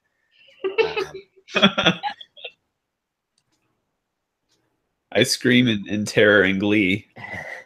It's pretty clear that whatever you put on his little hooves had some enchantment that granted great speed. Neat. So you are making extreme haste back down south. Meanwhile, back with Dekoth and Riley, you said you were presumably double timing it. Yeah, as much as we could, despite the like weights we're carrying. Yeah. Like a steady jog. Yeah. Steady jog, carrying all of that crap. takes its toll on you. Both of you make Constitution saving throws.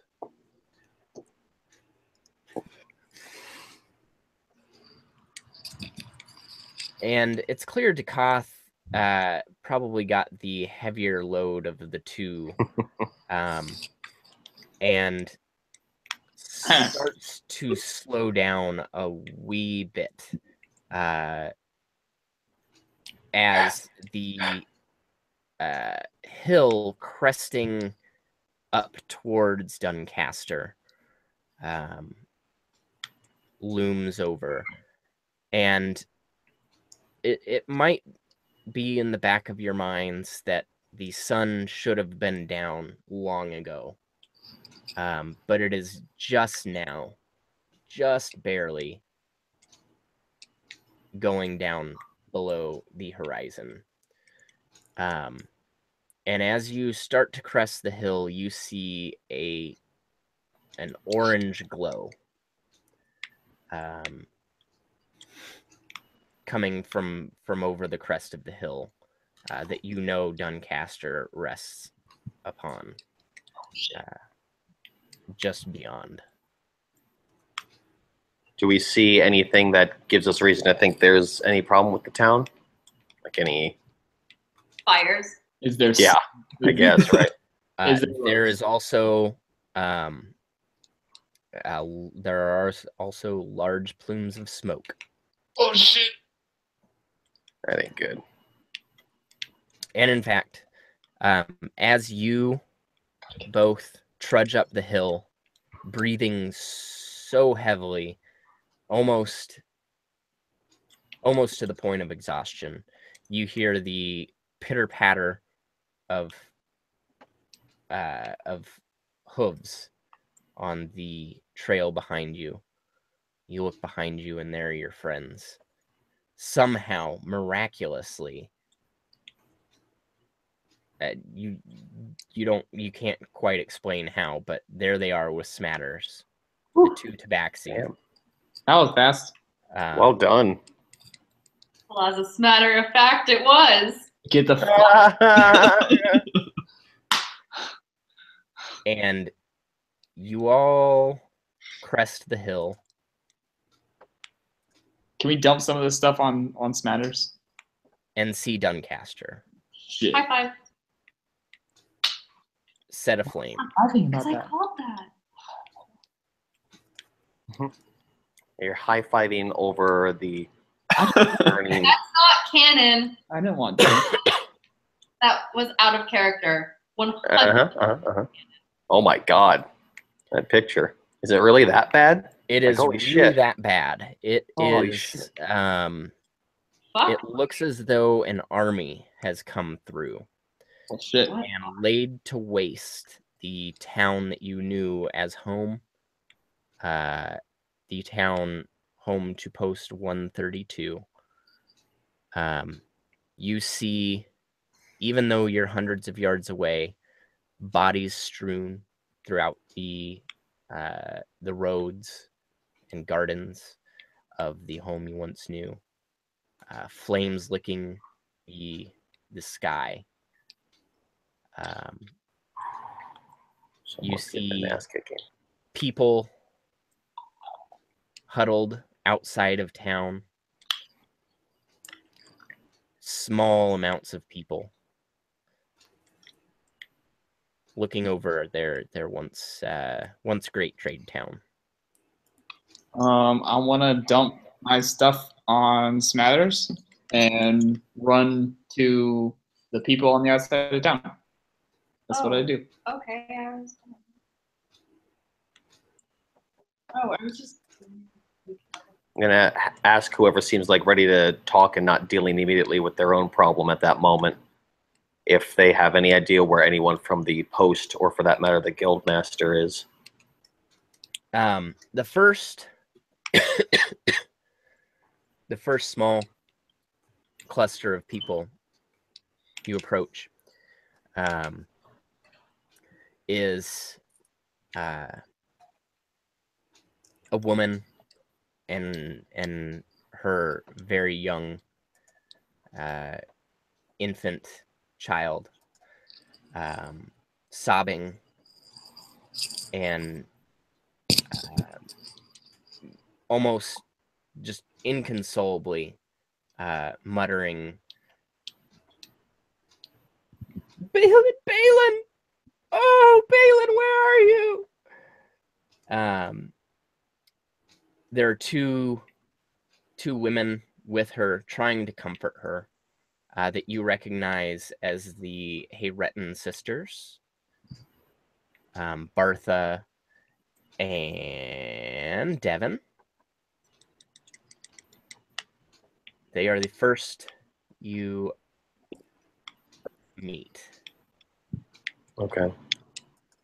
Without trying to be too much of a kind of dick for being concerned with my own stuff, I'll basically say to them, sisters, I know you have your hands full, but have you seen anyone from the post or the guildmaster herself? We've just returned to this. We want to get involved immediately. But we'd like to find out what's going on with the post and the other adventurers. Bartha turns to you with tears in her eyes, and she shakes her head and just whispers to herself, barely audible to you, Eileen. Oh no, Eileen. You're too late. What happened? A demon and his army. They came looking for something. They didn't say what it was, but everything. They destroyed everything looking for it. And she just breaks down, inconsolable. I ask after that then, what of the church? What of the people of the sun? Devon steps in, a little more Excuse me, Temple. You know. a little more coherent. Devon says, the temple was the first they came for, and Brumblemar was the first to die. Good. They brought him in front of us all and executed him in the most heinous fashion.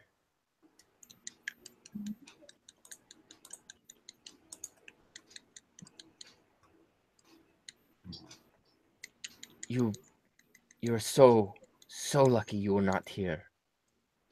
Your friends, they arrived not too long ago.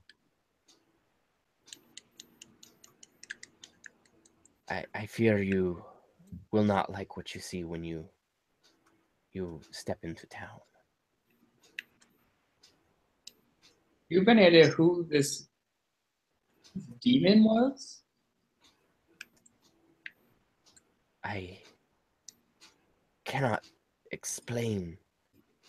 Words cannot do justice to the blackness that pervaded from the very essence of this beast.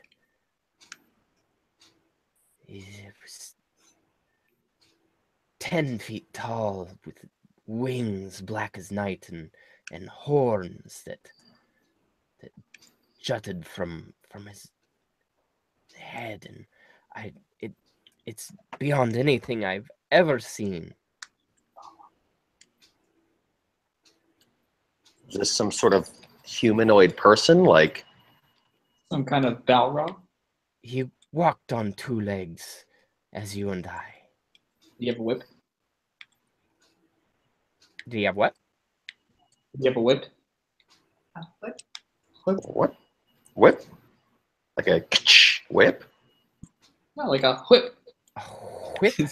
You talking about did he roll in a car? No, I'm talking about like a like a whip. Like an Indian. Oh, you are talking cracking a whip. Okay. Yeah. What the fuck? Yeah, did he have a sick whip? No. He had no weapon that I could see. He just had talons as long as pitchforks at the end of each arm.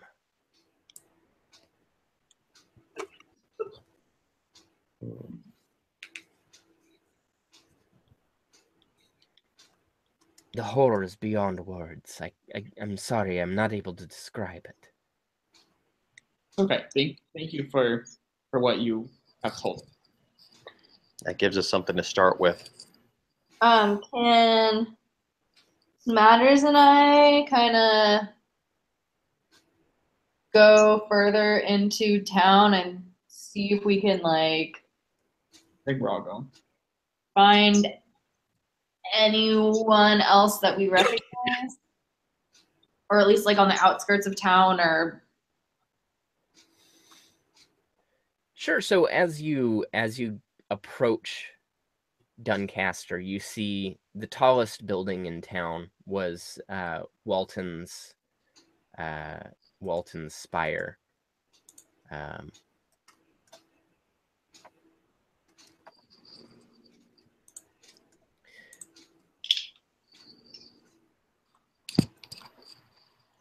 Which lie here, and it is crumpled as though it has been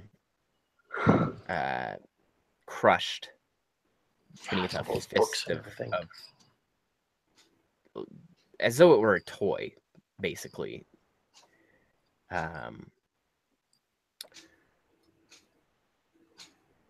The road leading in is littered with bodies that are charred, maimed, and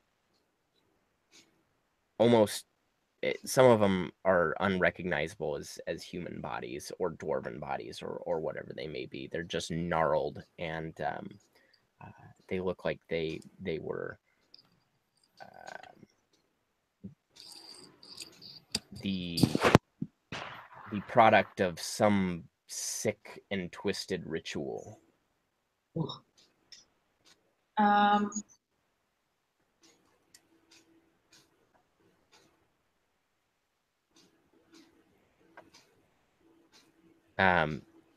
You walking further in, there's no sign of life. It appears anyone that may have been alive has retreated to the outskirts of town. The town square again littered with malformed bodies and abominations, charred husks of bodies. we go back to the outskirts, but the other side. Does that make sense? So like the southern end. Yeah. So as you cross the southern edge of Market Square, you do notice some signs of life down in the southwestern area, where you know to be the Adventurers Guild Post 132. Fuck, we roll up. Yep. Definitely.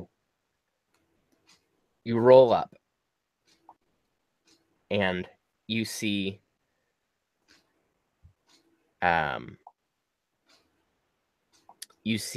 Marcus and Razan, both on their knees in front of a burning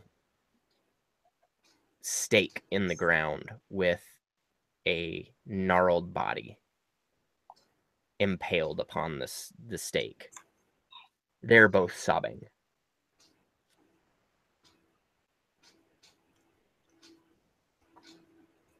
it is clear, based on the little that remains of the body on the stake, that this is Eileen, your guild master, your quartermaster.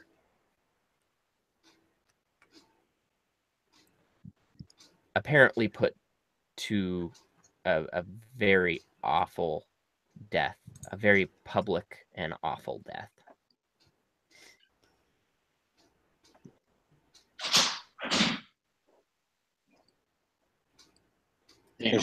Was she like burned or anything like that too, or she just on the stake? She is still on fire. Jesus. And on a natural fire.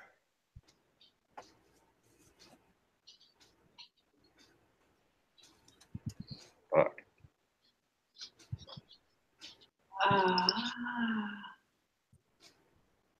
Is the post on fire? No. Post 132 is just a smoldering pile of ashes at this point. Can we?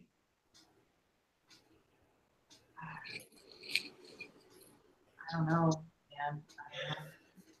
I guess we could try and regroup with the survivors on the outskirts and see if we can find. I don't know if there's another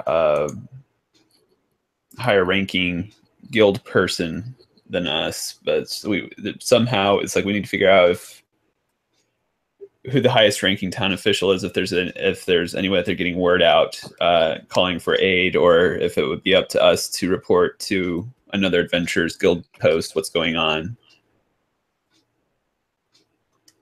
Probably have to go to like the next town or something, right?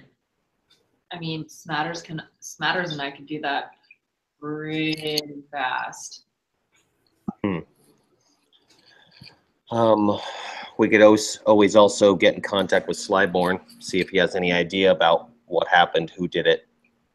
Because last we talked to him, it sounded like he was concerned about the Temple of the Sun and its members and its organization for having those items. Whoever came here did not give a shit about Brumblemar. Hey, let's give him. Can we give him a ring? A ring a ding ding. You know, I pull open ye olde cell phone and dial up. Do you have a signal? I think I hold the stone in the air and move around until I get some bars. I mean, he never said how to use it, so I imagine I'm just kind of holding it, going like, Slyborn. Roll Arcana.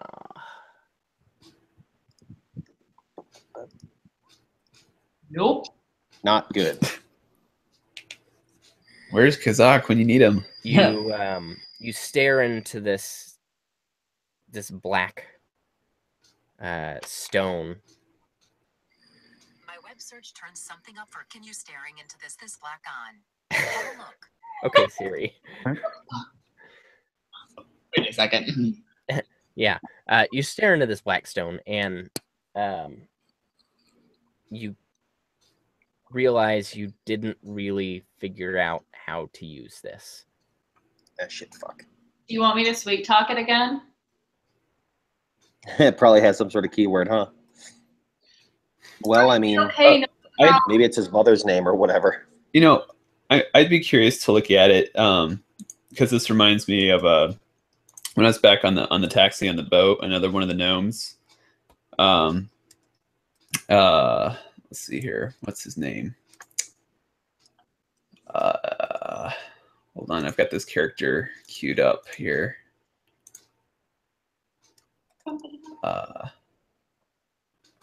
Filver from Nipperningle is the name of this gnome. Oh, I think I remember. And I just out of sheer boredom, I would whatever trinkets or oddities the gnomes would have laying around, I would fiddle with, and I never really got great at it. But I'm wondering if I might be able to assist you and see if we can figure out how to get this thing to do something. Yeah, absolutely. If we can figure out how to use it once, we should be good going forward, I expect. Chris, what was this gnome's name again? Felverfnipperningle. I will add that here. I didn't get my person switched over yet. He was the navigator on the taxi. Excellent. Oh, the chief navigator anyway. Let me get this switched over. I got my item queue updated, but I hadn't gotten that switched over yet. I've got artwork for him. I'll add that later. Yeah, you can do that later. It's fine. But here's his name.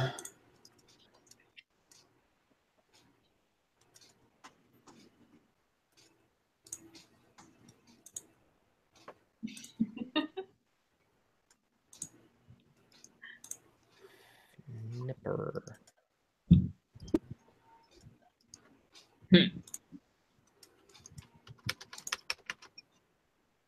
Here he is. Let's get that. Let's get him put in there.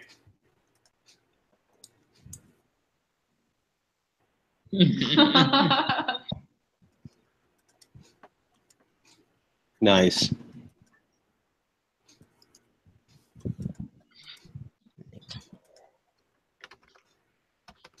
Great. All right.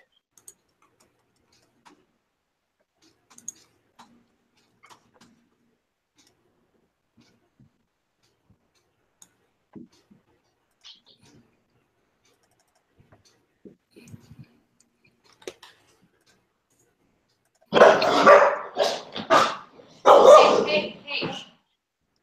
Ooh, doggy. Yeah, right. Holy shit.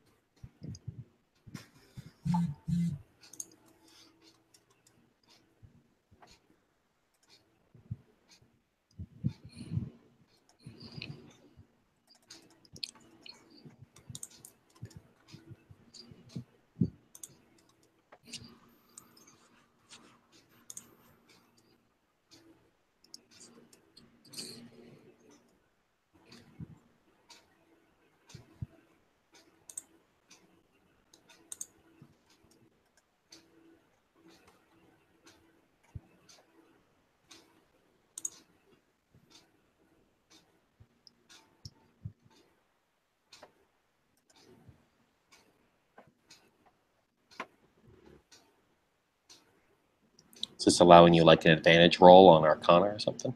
Yeah. Okay. Okay.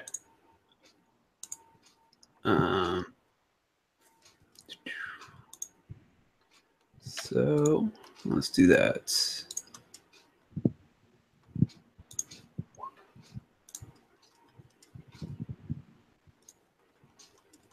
So, Gale sees Dekoth kind of waving the jewel in the air frivolously. He just kind of comes up and pounces, grabs the stone. Not taking it out of Dekoth's hands, but setting it in front of his eyes. He says, "Concentrate," which allows Dekoth to look into the stone. And his Dekoth's stare kind of goes blank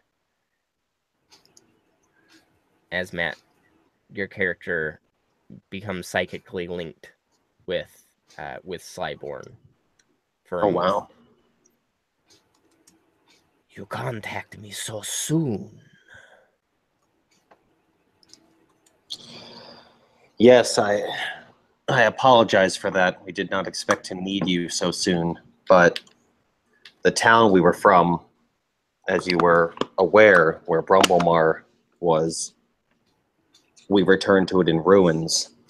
Apparently, a evil force came and destroyed the town and tortured, maimed, just went absolutely crazy here. And after you told us the importance of the Temple of the Sun and having those artifacts, I'm curious whether or not these forces might have been coming looking for them or looking for some sort of lead on it, because they destroyed the temple here as well. They destroyed the town.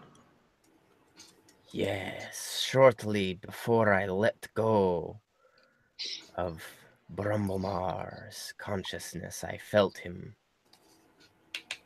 disappear into the ether.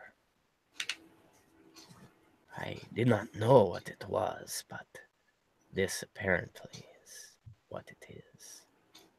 I fear there are other parties involved that would like to harness my family and their power for less than good, if you might say, nefarious reasons. That definitely adds some more complications, but we'll continue onward. The only other question, if you don't have any other information about potentially the attacker or this group, is somebody very important to us. We've come back to this town, and she was one that we can only imagine defended this place to her last breath, is currently put up in a tortured state, lit with some sort of, what we can only imagine is some sort of magical fire that we don't even know how to put out and if we can put out. Do you know of this, and do you know how we might be able to respect our dead here and move on past this? It will take much of my power, but I may help the soul of your dear friend. But I must sleep afterwards. Present the stone towards your friend, and I will do what I can. But just know I will not be available to you for a long time while I recharge. I'll update the group, since you said this was psychically, so I imagine they're not hearing any of that. Hey, hey everybody. I'm talking to the, our dragon friend through this stone. Long story short, he doesn't seem to know any real information about who did this, but our suspicions seem to be in line with the fact that they might be after the same thing we are. Moving on to what I consider kind of the most important thing I asked about Eileen here, and he says he can help put out these flames so that we can honor her properly and her fight to protect this town. But if we do, we're not going to be able to contact him for a while. It's going to take a lot of his energy to do this. So if we have any things we want to ask him, anything we might want to get cleared up, now's the time. I have so many. Oh.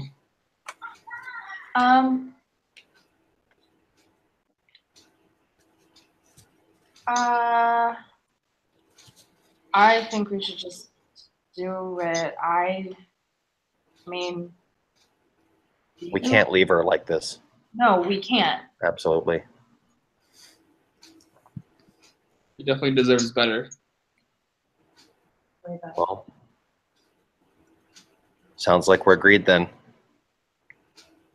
Yep. All right, so then I will hold the stone up to Eileen, just as Slabborn had instructed me psychically.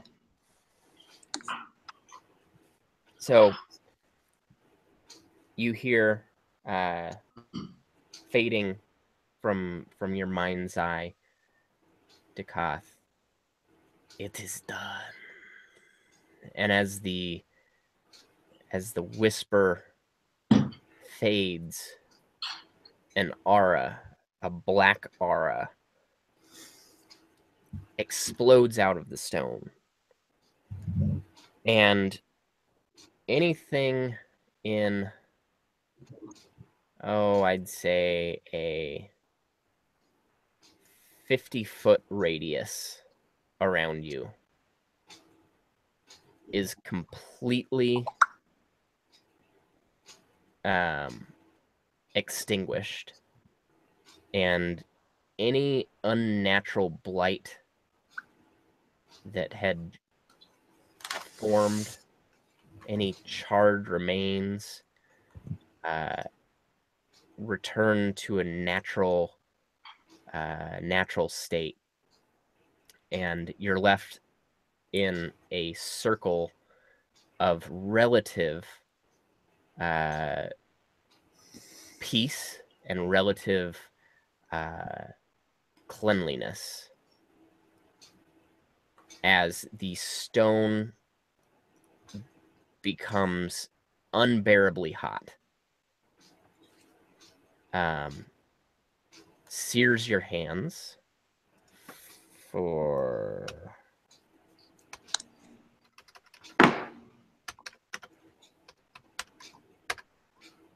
11 damage. Okay.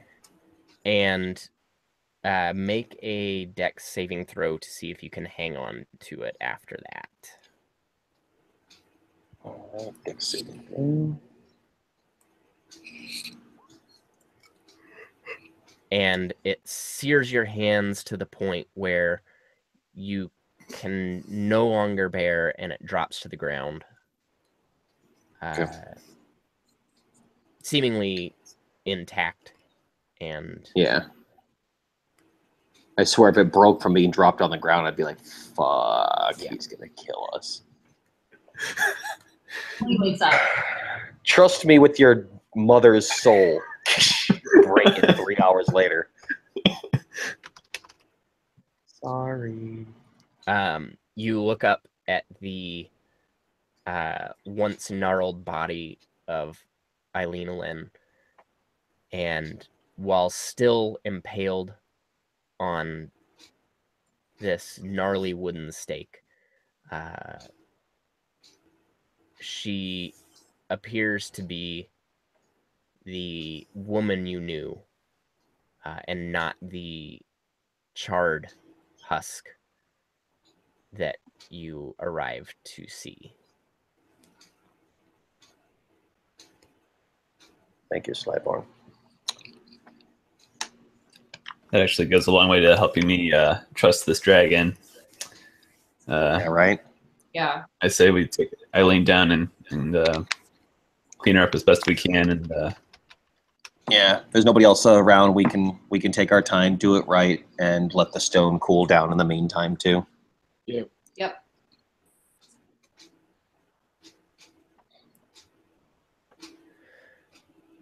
So I think we're gonna call it there tonight. I think it's a good place. yep. Agreed. All right. I suppose a quick round of gratitude, and then we can all be on our way. Alrighty. I'll throw something out there that I'll throw as my gratitude. Also, kind of surprised me just the way that it came in immediately. Well done for Chelsea for like being totally cool with Smatters at this point, just kind of accepting it, and Hey. not only accepting it but owning it. You're like, nah, this is kind of my horsey buddy now. Like, that was pretty cool, and it added some interesting bits to the story where it didn't seem like it was this like, fuck, I'm forced into this horse, dealing with it. You've owned it at this point. You're like, nah, fuck it, this is my horse. It's super fast now. Like, Wow. it's all badass and everything. Like, yeah, I think that was really cool that you went and took something that we were poking fun at, and you've basically owned it now. So like, you've also stolen that which we could make fun of you for, because you're just like, fuck it, it's mine now. That's the best way to handle anything when somebody rips on you, is you own it. And you have owned it. Smatters is literally your horse. Thank you.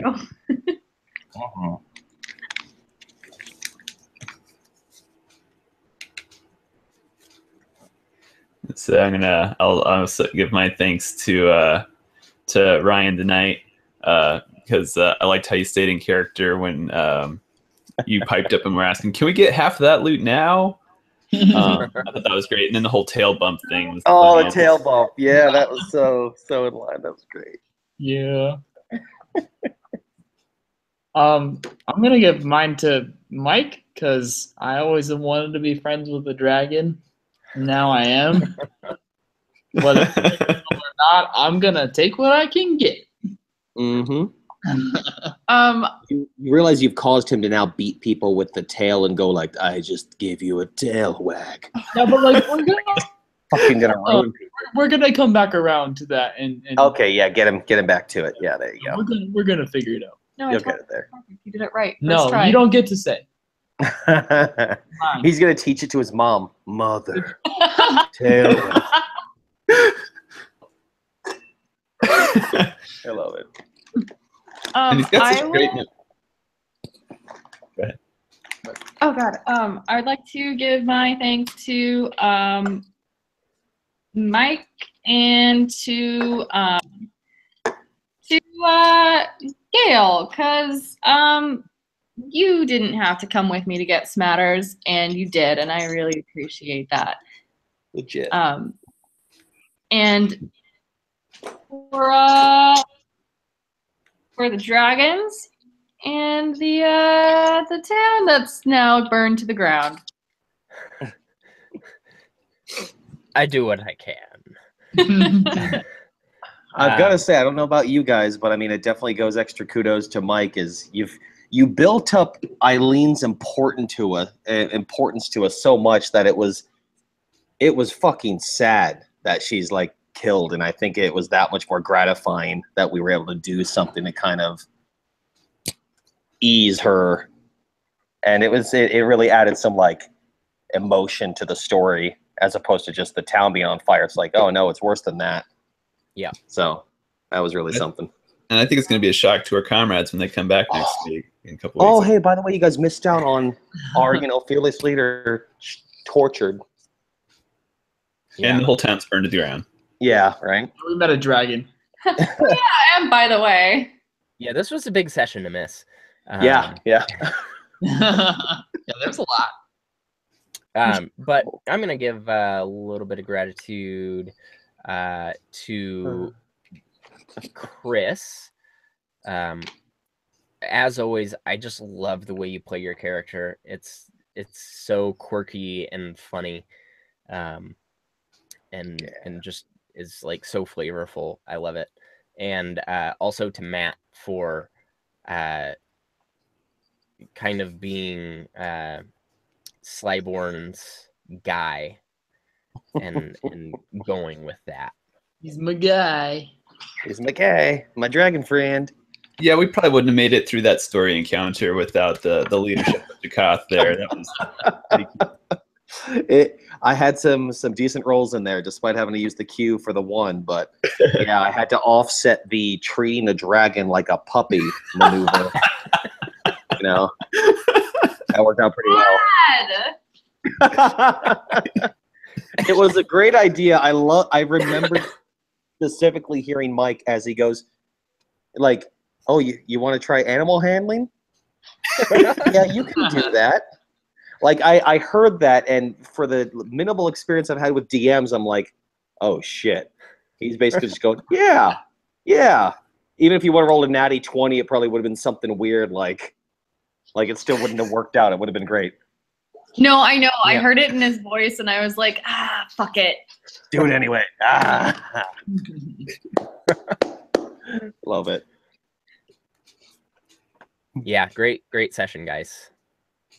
Absolutely. Cool. We'll have a lot to be caught up on in 2 weeks' time. Yeah. Yes, indeed. All right. Well, thanks again, everybody. I'm going to call it a night. Cool. All right. Good night, everybody. Good night. Bye. Thank you all.